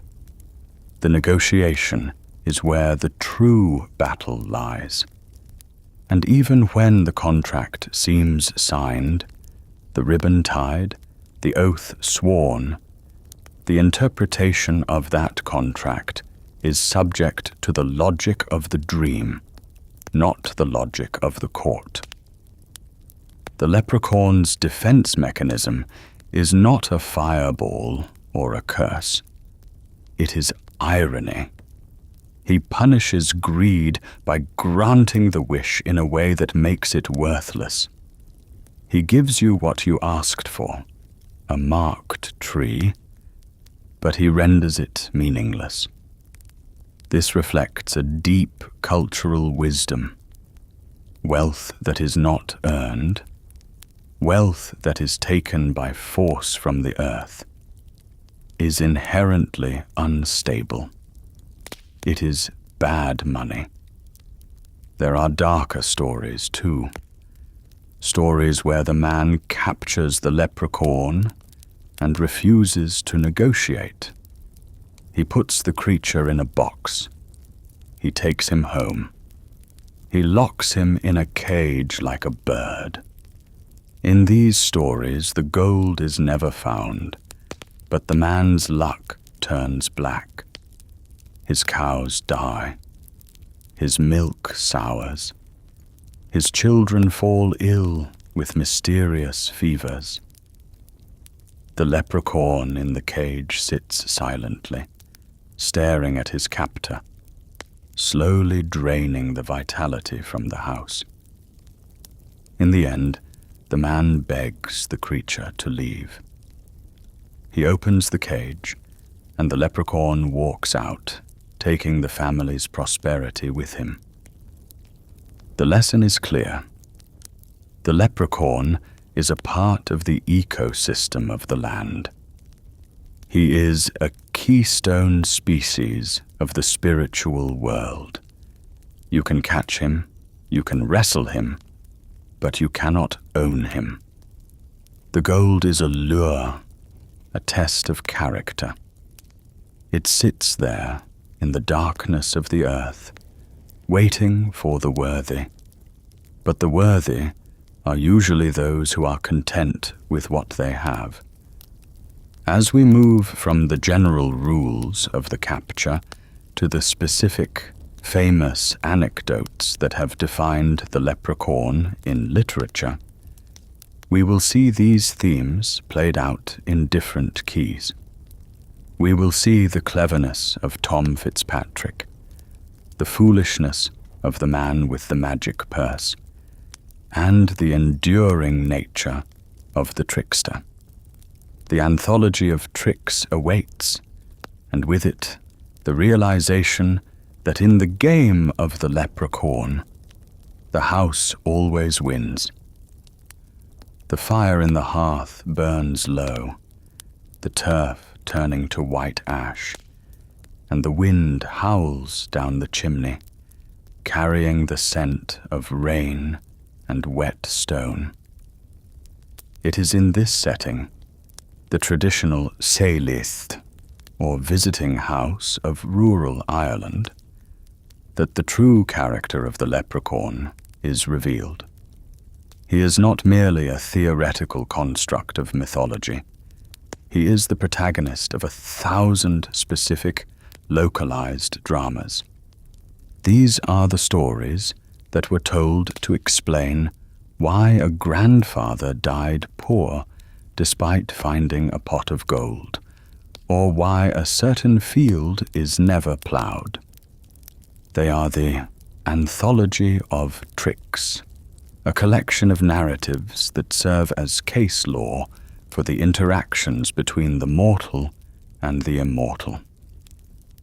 In every single one of them, the human believes he has won.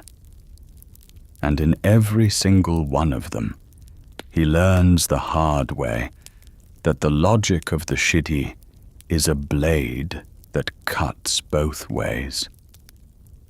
Let us begin with the most famous, the most archetypal of all leprechaun encounters. It is a story recorded by Thomas Crofton Croker in the early 19th century. A tale that has been whispered in every county, from Donegal to Cork.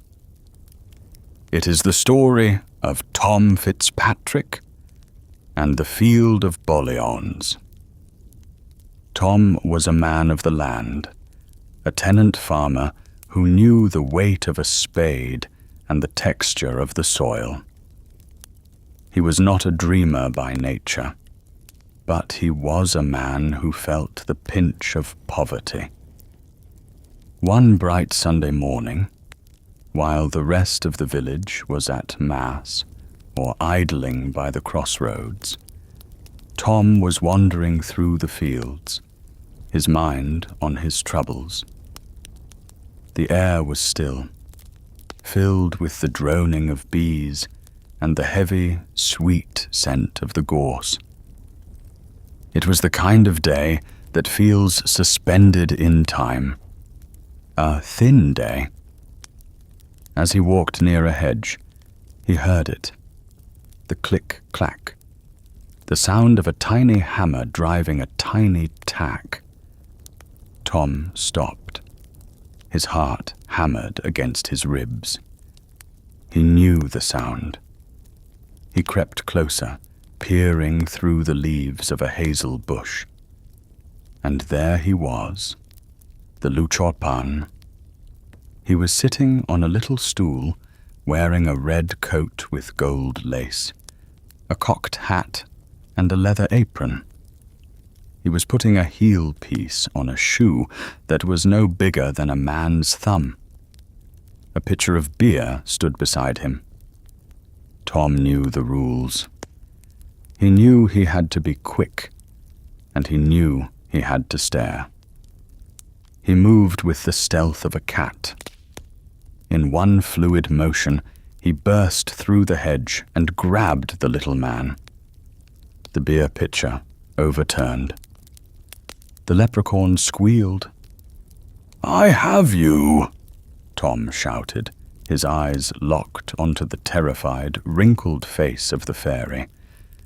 "And you'll not leave my hand until you show me the gold." The leprechaun, realizing he was caught by a master, did not struggle. "Easy, easy, Tom Fitzpatrick," the creature wheezed. "You have a strong grip for a Sunday. What is it you want?" "The gold," Tom demanded. "The big crock. I know you have it buried nearby." I do, the leprechaun admitted, looking sad. "It is a heavy burden, that gold. I would be glad to be rid of it. If you will carry it, you are welcome to it." "Show me," Tom commanded. "Walk on," the leprechaun said. "Cross the meadow and go towards the old fort." Tom walked, his eyes burning with the strain of the fixed stare. He did not blink. He did not look at the sky. He marched the little man across the fields, over the stone walls, and into a vast pasture that was overgrown with boliauns, the ragwort plant. These tall, yellow-flowering weeds stood like an army of silent soldiers, thousands of them, stretching as far as the eye could see. "Stop here," the leprechaun said. He pointed a long, bony finger at a single specific ragwort plant in the middle of the field. "Dig under this one. The crock is 3 feet down. It is full of gold coins from the time of the Spanish Armada." Tom looked at the plant. It looked exactly like every other ragwort plant in the 10-acre field. He looked at his hands. He had no spade.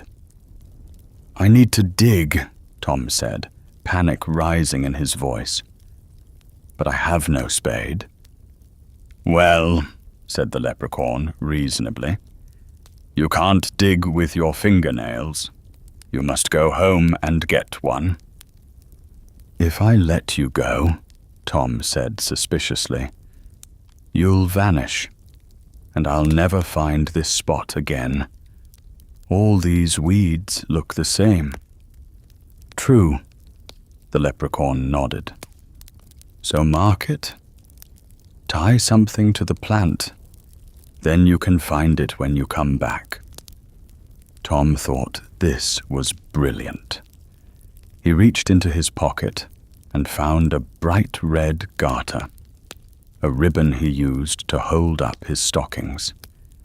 He tied the red garter firmly around the stem of the ragwort plant.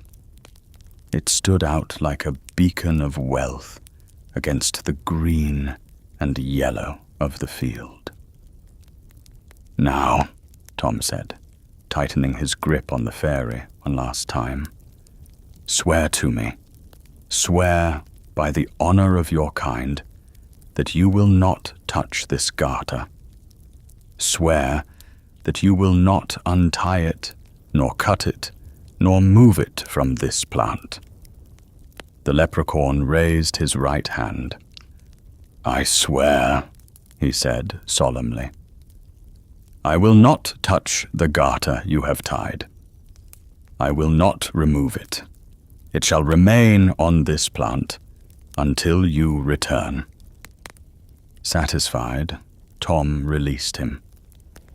"Go then," he said. The leprechaun bowed, a flicker of a smile crossing his face, and vanished into the earth.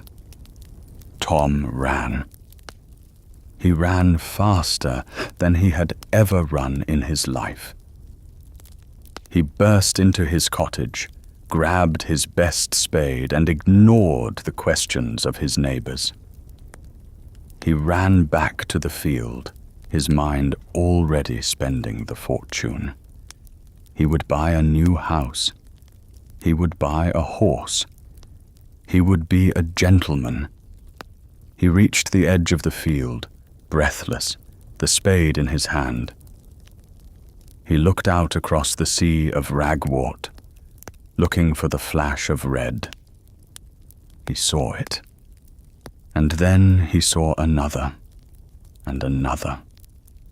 Tom Fitzpatrick dropped his spade.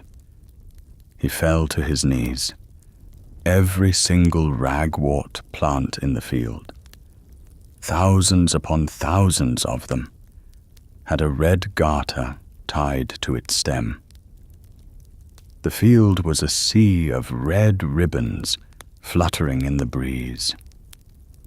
The leprechaun had kept his word. He had not touched Tom's garter. He had simply tied an identical garter to every other plant in the pasture. The specific location of the gold was lost in a forest of identical markers. To dig up the whole field would take a lifetime. The gold was safe. The magic of the Sidhe had not used force. It had used multiplication. It had used the camouflage of the infinite. Tom Fitzpatrick walked home, his spade dragging in the dirt. A poor man with a very clear understanding of the difference between the letter of the law and the spirit of the law. This story is the foundational text of leprechaun trickery. It establishes the loophole. The leprechaun cannot lie, but he can deceive. He is bound by the exact wording of the oath, not by the intent of the human. Tom asked him not to touch the garter. He didn't. He just changed the context of the garter. But the gold is not the only lure. Sometimes the leprechaun offers a renewable resource. This brings us to the tale of the magic purse, or the shilling of fortune. In this narrative, a man catches the leprechaun, often in a cellar or under a bridge, and demands wealth. But instead of a heavy crock of gold, which is difficult to carry and hide, the leprechaun offers a convenient alternative. "Take this purse," the fairy says, handing over a worn leather pouch. "Inside is a shilling. Spend it. Buy whiskey, buy bread, buy a new coat. But when you close the purse and open it again, the shilling will be back." The man checks. He takes the coin. The purse is empty. He closes it. He opens it. The silver coin is there, shining and cold. It is the dream of the infinite stipend. The man releases the leprechaun and goes to the market. He is the king of the fair. He buys rounds of drinks for the whole pub. He pays his rent. He buys a fine horse. Every time he pays, he reaches into the purse, takes out the coin, hands it over, and moments later feels the reassuring weight of the returned coin in his pocket. But the magic of the leprechaun is allergic to greed and boasting. The man, drunk on his own luck, begins to brag. He stands on a table in the tavern and shouts, "I have the purse of the Luchorpán. I will never be poor again." He opens the purse to show the crowd the magic coin. It is empty. Or, in a darker variation, he reaches in and pulls out a dry, withered leaf, or a flat stone, or a piece of horse dung. The magic has expired. Why? Because the contract of the solitary fairy usually implies secrecy. The wealth of the other world cannot be exposed to the scrutiny of the public. By revealing the source, by trying to elevate his status above his neighbors through supernatural means, the man broke the guise. The leprechaun's gift is a test of discretion. If you hoard it quietly, it might last a lifetime. If you flash it, it turns to dust. The shilling that returns is a metaphor for the sustainable luck of the quiet worker. Once it becomes the loud luck of the gambler, it vanishes. There is a third category of trick, one that moves from the tragic to the comedic, and it involves the granting of the 3 wishes. This motif is common in world folklore, but the Irish version is flavored with a specific kind of domestic absurdity. A farmer and his wife, living in a small, smoky cottage, catch a leprechaun in their milk pail. He has been stealing the cream. They threaten to boil him in the pudding if he does not grant them 3 wishes. The leprechaun, wet and milky, agrees. "3 wishes you shall have," he sneers. "But be careful what you ask for." The couple sits by the fire to discuss their great fortune. They can be kings. They can be emperors. They can own all of Ireland. But they are hungry. It is dinner time, and the fire is burning low. The husband, staring into the flames, sighs without thinking. "I wish I had a fine, long black pudding to roast on this fire right now." Thump. A massive, greasy black pudding, a sausage made of blood and oatmeal, falls down the chimney and lands on the hearthstone. The wife stares at it. The realization hits her. The first wish, the wish that could have made them royalty, has been wasted on a sausage. Her rage is instantaneous and volcanic. "You fool!" she screams. "You idiot! You wasted a wish on a pudding. I wish that pudding was stuck to the end of your nose." Slap. The magic is literal and immediate. The black pudding flies up from the hearth and attaches itself firmly to the tip of the husband's nose. It hangs there, hot and heavy, a grotesque appendage. He tries to pull it off. He screams in pain. It is part of his flesh now. They have one wish left. They are sitting in their cottage, the man with a sausage on his nose, the wife weeping in frustration. They have all the power of the universe at their disposal for one more sentence. They could wish for gold, but the man would still have a sausage on his nose. They could wish to be kings, but a king with a sausage on his nose is a laughingstock. There is only one choice. I wish the husband says quietly, defeated. That the pudding was off my nose. The pudding falls off. It lands in the ashes.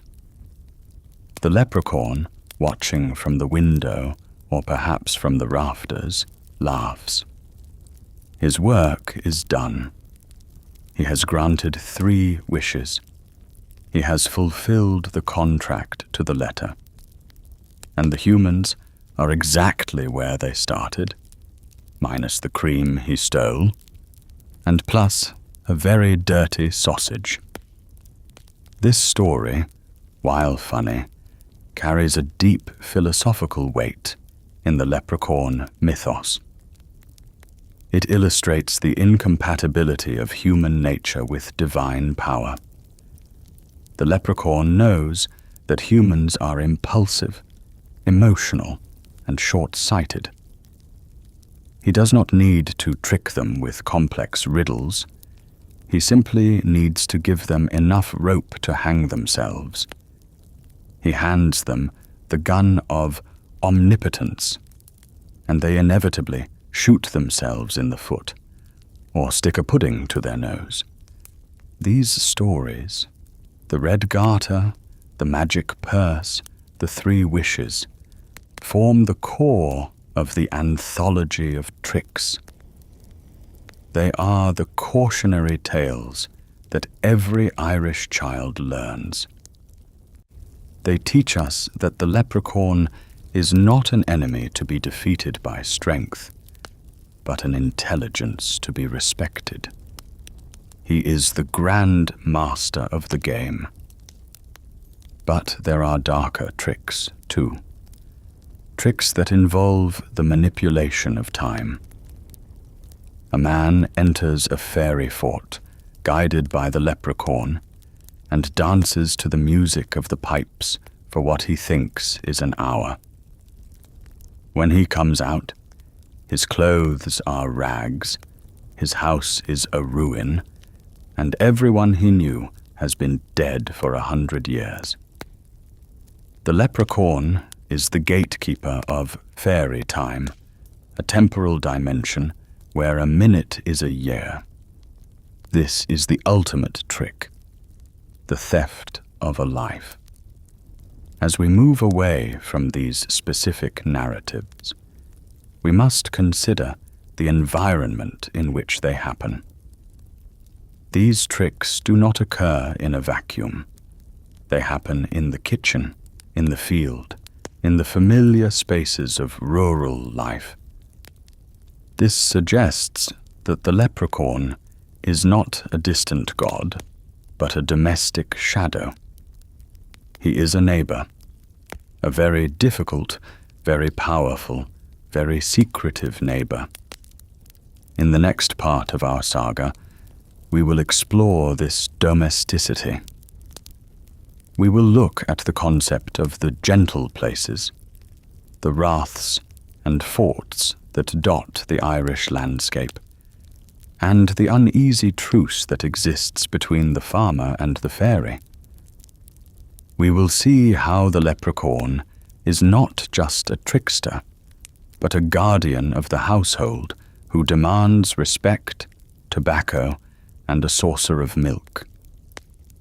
And we will see what happens when that respect is withheld. For the trickster can easily become the avenger. The boundary between the wild and the domestic in the Celtic world is not a wall of stone or a fence of wire. It is a membrane, thin and permeable, that breathes with the rhythm of the seasons. The leprechaun, though a creature of the hedgerow and the open field, is inextricably tied to the human household. He is the shadow that falls across the threshold when the sun is low. He is the silence that settles over the farmyard before the storm. In this penultimate exploration of his nature, we must move inward from the chaotic trickery of the open road to the tense, whispered intimacy of the domestic shadow. We must explore how this solitary being coexists with the farmer, the housewife, and the very architecture of the Irish home. To understand this relationship, one must first understand the landscape in which the Irish cottage sits. It is not a landscape of random hills and valleys, but a palimpsest of ancient habitation. Scattered across every county in Ireland are circular earthworks, mounds of green sod and stone known as raths, leos, or more commonly, fairy forts. Archaeologists will tell you these are the remains of Iron Age farmsteads, defensive structures built by early Celtic chieftains to protect their cattle from wolves and raiders. But the folklore tells a different story. These forts are the surface entrances to the underground kingdom of the Tuatha Dé Danann. They are the gentle places, and they are the sovereign territory of the Leprechaun. The farmer who owns the land knows that the fort in his back field does not belong to him. He may hold the title deed, he may pay taxes to the council, but the spiritual ownership resides with the good people. The Leprechaun acts as the warden of these sites. He is the groundskeeper of the supernatural estate. This creates a unique form of land management that has persisted for thousands of years. You do not plough a fairy fort. You do not cut the bushes that grow upon its ramparts. You do not take a single stone from its walls to repair your own. To do so is to invite ruin. There are countless stories, whispered over pints of stout in village pubs, of the modern man who defied this law. A farmer, perhaps armed with a new tractor or a bulldozer, decides to level the old mound to make room for more grazing. He ignores the warnings of his neighbors. He ignores the tic-tac sound coming from the center of the fort. He drives his machine into the earth. The consequences are immediate and catastrophic. The machine breaks down, its engine seized by an inexplicable mechanical paralysis. The cattle in the surrounding fields go mad, stampeding through fences or dropping dead without a mark on them. The farmer himself is struck by a fairy blast, a sudden wasting sickness that defies medical diagnosis. Or, most chillingly, he begins to hear the sound of hammering inside the walls of his own house. The leprechaun, evicted from his fort, moves into the foundation of the destroyer's home, tapping away at the stones until the house itself cracks and crumbles. This guardianship extends to the fairy paths. These are invisible ley lines that connect the forts to one another. They are the highways of the spirit world. The trooping fairies use them for their processions, but the leprechaun maintains them. He ensures the path is clear. Woe betide the human who builds a house across a fairy path. The folklore is specific about the symptoms of such a transgression. The house will never be warm. Doors will open and close by themselves in the dead of night. simulating the passage of an invisible crowd. The butter will not churn, the fire will not light. There is a famous narrative from County Mayo concerning a man who built a fine stone cottage that blocked one of these ancient roots. Every night, the family would be awakened by the sound of tramping feet going right through their kitchen. They would hear the jingle of bridles and the murmur of voices. But worse was the solitary tapping. A constant, rhythmic tick-tack under the floorboards of the master bedroom. It was the Leprechaun working away at the foundation, protesting the obstruction. The man consulted a wise woman, a local healer with the sight. She told him the truth. His house was a roadblock. The solution was drastic but necessary. He had to cut the corner off his house. He had to physically alter the architecture to let the path flow freely. He did so, leaving a strange, jagged angle in the stonework. The noises stopped. The tapping ceased. The Leprechaun, satisfied that the right-of-way had been restored, returned to his silence. But the Leprechaun is not always an adversary of the domestic sphere. If treated with the proper respect, he can become a household spirit of sorts, though never a servant. He is a neighbor who appreciates boundaries. The relationship is transactional, based on the ancient laws of hospitality. In the days before electricity, when the hearth was the center of the universe, the housewife would sweep the floor clean before going to bed. She would leave a glug of whiskey or a saucer of fresh cream on the hob. She would leave a clean pipe filled with tobacco on the mantel. These were not offerings of worship. They were rent. They were acknowledgments that the house stood on shared ground. If the Leprechaun found the house clean, the fire banked properly, and his rent paid, he would bless the household. The shoes of the family would last longer than they should. The milk would yield more butter. A lost coin might reappear in a pocket. He became a silent partner in the family's economy.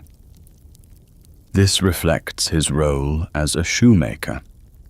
He appreciates order, craftsmanship, and maintenance. A well-kept house appeals to his industrious nature. However, the domestic relationship is fragile.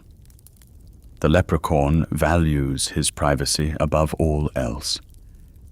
He tolerates human proximity, but he detests human curiosity. The greatest sin one can commit against the domestic shadow is to spy.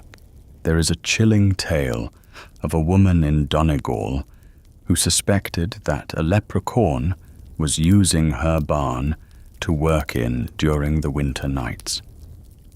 She would hear the hammer, the tiny anvil ringing in the frost-bitter air. She knew the rules. Leave him be, and he will leave you be. But curiosity is a powerful poison. She wanted to see him. She wanted to see the gold he must surely have with him. One night, she crept out to the barn. She did not open the door, for that would alert him. Instead, she found a knot-hole in the wood. She pressed her eye to the hole, peering into the gloom. Inside, she saw him, He was bathed in a strange, silvery light that seemed to emanate from his own body. He was working on a shoe, his red coat bright against the straw. Beside him sat the crock of gold, glowing with a dull, heavy luster. The woman gasped, her breath fogging the cold air. The leprechaun stopped hammering. He did not look up. He did not turn his head. He simply reached into his pocket and pulled out a small pouch. He took a pinch of something, dust, or perhaps snuff, and blew it gently into the air. The dust did not drift down. It flew. It flew across the barn, through the cracks in the door, and straight through the knothole. It struck the woman in the eye. She fell back, blinded. The pain was searing, like a hot needle. She ran back to the house, screaming. When the doctor came the next day, he could find no cause for the blindness. The eye was physically whole, but the sight was gone. It was fairy blindness. She had looked where she was not supposed to look.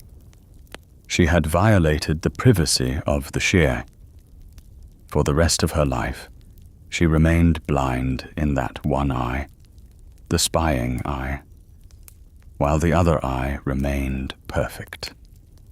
It was a permanent reminder of the boundary she had crossed. This story illustrates the danger of the blur. The leprechaun relies on camouflage to exist in the human world. He is not invisible in the way a ghost is. He is obscured. He uses the glamour to blend into the background. When he is in the field, he looks like a withered dock leaf or a stone. When he is in the barn, he looks like a shadow or a pile of old rags. He is a master of mimicry. He mimics the sounds of the house, the creak of a floorboard, the settling of the thatch, the scratch of a mouse. He hides in the ambient noise of existence. To force him into focus, to spy on him, is to strip away this protective coloration. It is an act of aggression. The leprechaun retaliates by stripping away the aggressor's ability to see. It is a symmetrical punishment. You tried to see too much, so now you shall see nothing. Yet, despite the danger, there is a deep affection for the leprechaun in the domestic lore. He is seen as a connection to the ancestors. The old people believed that the fairies were, in some sense, the spirits of the dead who had not yet moved on. The leprechaun, with his antique clothes and his knowledge of buried treasure, represents the memory of the land. He knows where the grandfather hid his coins before he died. He knows who planted the great oak tree. He is the historian of the parish. This connection is most evident in the stories of the fairy wind. On calm days, when a sudden whirlwind kicks up dust and leaves spiraling down the lane, the old women would cross themselves. "The gentry are passing," they would say. And in the center of that dust devil riding the vortex is often the leprechaun or the Clurichaun, moving from one fort to another. The wise farmer turns his head away. He pulls his hat down. He does not stare. He respects the passage of the neighbor. There is also the matter of the changeling, though this is usually the province of the trooping fairies. However, the leprechaun plays a role here too. He is sometimes the guardian of the changeling child, the wizened, sickly fairy left in place of a healthy, human baby. He sits by the cradle, invisible, playing the pipes to keep the changeling entertained. If the mother hears strange, beautiful music coming from the nursery when no one is there, she knows the leprechaun is babysitting. It is a terrifying comfort. The domestic presence of the leprechaun serves a vital psychological function for the rural household. He explains the inexplicable. If a tool goes missing, it was borrowed by the leprechaun. If the milk spills, he pushed the pail. If the fire won't light, he is sitting on the chimney pot. He is the scapegoat for small misfortunes, but he is also the agent of unexpected luck. Finding a coin on the road is not an accident.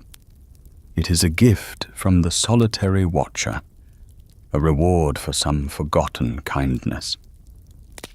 This domestic shadow is perhaps the most enduring aspect of the myth. Long after the belief in the terrifying water sprite faded, the belief in the little man of the homestead remained. He became a mascot of the hearth, a symbol of the persistence of the old ways in a changing world. Even as the thatched cottages were replaced by slate roofs and the open fires by electric ranges, the idea of him persisted. People still hesitate to cut down a lone hawthorn tree in the garden. They still leave a bit of the harvest in the corner of the field for the hare, knowing full well the hare is a disguise for the landlord of the earth. The leprechaun, in this domestic guise, is the ultimate survivor. He has moved from the ocean to the fort, and from the fort to the garden shed. He has adapted to the architecture of man while maintaining his own sovereignty. He is the tenant who cannot be evicted because he was there before the foundation stone was laid. But all things must change. As the 19th century gave way to the 20th, and the 20th to the 21st, the world of the leprechaun underwent a radical transformation. The terrifying, complex, and nuanced spirit of the folklore was about to face his greatest challenge yet, the global marketplace. The red coat would turn green. The menacing stare would become a twinkle, and the ancient Luchorpán would be packaged and sold to the world. In our final chapter, we will walk the path of this transformation. We will see how the Victorian era softened the edges of the myth, how the diaspora carried the story to America, and how, despite the neon signs and the plastic hats, the true dark heart of the leprechaun still beats in the silence of the Irish hills. We will witness the fading and the return. The gold is still there, buried deep, and the hammer still strikes, waiting for the listener who knows what to listen for. The shadow is long, and the story is not yet over. The twilight of the gods does not always come with fire and flood. Sometimes it comes with a gentle fading, a slow erosion of belief that wears down the sharp edges of the ancient world until only the smooth, harmless pebble of folklore remains. The transition of the leprechaun from the terrifying, red-coated Luchorpán of the deep ocean to the cheerful, green-clad mascot of the cereal box is one of the most fascinating and tragic metamorphoses in mythology. It is a story of cultural survival, yes, but it is also a story of domestication. As the 19th century dawned, bringing with it the steam engine, the electric telegraph, and the relentless march of rationalism, the shadows of the Irish countryside began to retreat, and the solitary watcher, seeing the world change, did what he has always done. He adapted. He changed his coat. He changed his demeanor. And he allowed us to laugh at him, so that we would not destroy him. The first step in this transformation was literary.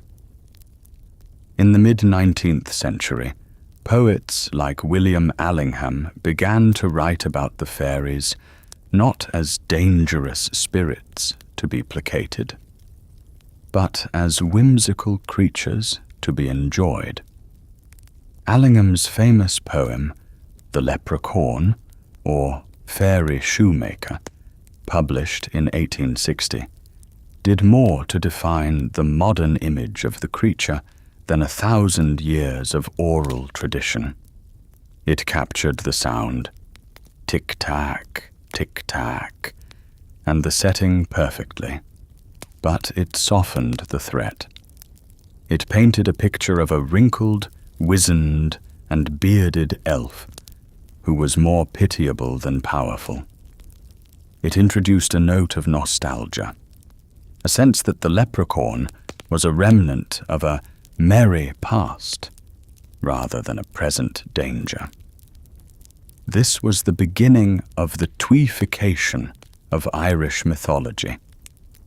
The terrifying Sheehy were becoming the wee folk. Then came the color shift. For centuries, as we have seen, the leprechaun wore red.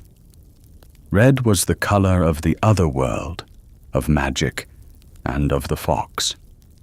But as the 19th century progressed, a new force was rising in Ireland: nationalism.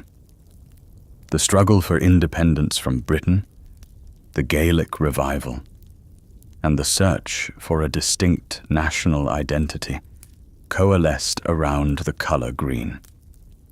Green was the color of the Emerald Isle, the color of the shamrock, the color of rebellion. Slowly, inevitably, the national spirit began to reshape the national spirits. Illustrators and storytellers, consciously or unconsciously, began to dress the leprechaun in green. He was drafted into the cultural army. He became a patriot. The red coat, with its associations of British redcoats and aristocratic decay, was discarded. The green coat, the uniform of the land itself, became the standard. By the 20th century, the transformation was complete. The red man was gone, replaced by the green man. But the greatest engine of change was not in Dublin, but across the Atlantic. The Irish diaspora, fleeing the Great Famine and seeking a new life in America, carried their stories with them. But stories, like people, change when they cross the ocean. In the melting pot of American culture, the nuances of the Clurichaun and the Far Darrig were lost. The harsh, rocky reality of the Irish landscape was replaced by a sentimentalized, misty version of the old country. The leprechaun became the ambassador of this nostalgia. He became the symbol of St. Patrick's Day, a day that celebrates Irishness not with solemn prayer, but with parades and green beer. The culmination of this Americanization arrived in 1959 with Walt Disney's film Darby O'Gill and the Little People. This film, though charming and full of genuine folklore motifs, cemented the modern image of the leprechaun for the global audience. The king of the leprechauns, Brian Connors, played with brilliant energy by Jimmy O'Dare, was a figure of fun, of drinking, and of bluster. He was not the solitary, brooding shoemaker of the hedgerow. He was the leader of a merry band, a trooping leprechaun, confusing the ancient distinction Yeats had fought to preserve. The film gave us the visual vocabulary that persists to this day. The oversized hat, the buckled shoes, the obsession with me pot o' gold, spoken in a theatrical brogue. It was a masterpiece of entertainment, but it was the tombstone of the Luchorpán. The terrifying water spirit had become a movie star. From there, the slide into commercial caricature was rapid. The Lucky Charms mascot, the garden gnomes, the plastic figurines sold in tourist shops at Shannon Airport. These are the descendants of the god Lugh. It is a degradation, certainly. A god of the sun reduced to selling marshmallows. But is it also a victory? Consider this.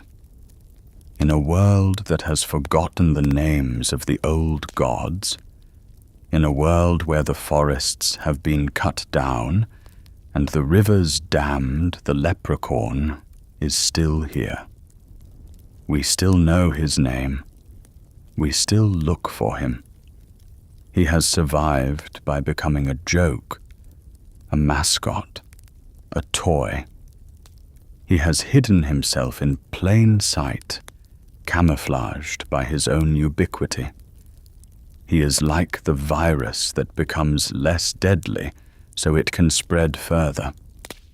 He has sacrificed his dignity to ensure his immortality. And yet, if you leave the souvenir shops and the city streets, if you drive out past the end of the motorway, down the narrow boreens where the grass grows in the middle of the road, you will find that the hidden Ireland is not gone. It is merely waiting. The landscape that birthed the leprechaun has not changed. The limestone pavement of the Burren still looks like the surface of the moon. The mist still clings to the bog of Allen. The hawthorn trees still stand alone in the middle of the fields, untouched by the plough. The farmers still know. They might drive modern tractors and use smartphones, but they will not cut that tree. They will not build on that wrath. There is a silent, stubborn respect for the gentle places that defies the logic of the modern world. They know that the plastic leprechaun on the cereal box is a lie, but the presence in the field is real. Why do we still need him? Why, in an age of science and skepticism, does the idea of the leprechaun persist? Perhaps it is because he represents the uncontrollable element of our lives. We live in a world of algorithms, of predictable outcomes, of insurance policies and safety nets. We have mapped every inch of the globe. We have dissected the atom. But the leprechaun is the glitch in the system. He is the X factor. He is the promise that there is still magic in the world, even if it is tricky, elusive, and potentially dangerous magic. The crock of gold is the ultimate metaphor for this yearning. It is not about the money. If you gave a lottery winner a pot of gold, they would be happy for a day. But the hunt for the leprechaun's gold is the hunt for meaning. It is the search for the hidden potential of the earth.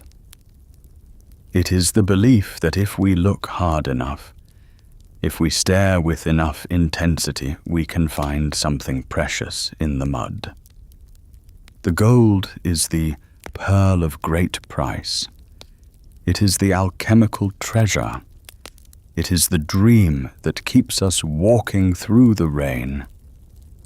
The leprechaun is also the guardian of the small things.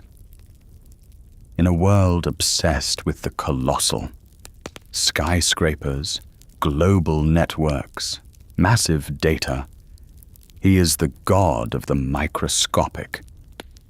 He cares about the single shoe, the single nail, the single root. He reminds us that the devil and the divine is in the details. He forces us to look down, to pay attention to the beetle, the leaf, the stone. He grounds us. So, how does the saga end? It does not end. The myth is a circle, like the wraiths he guards.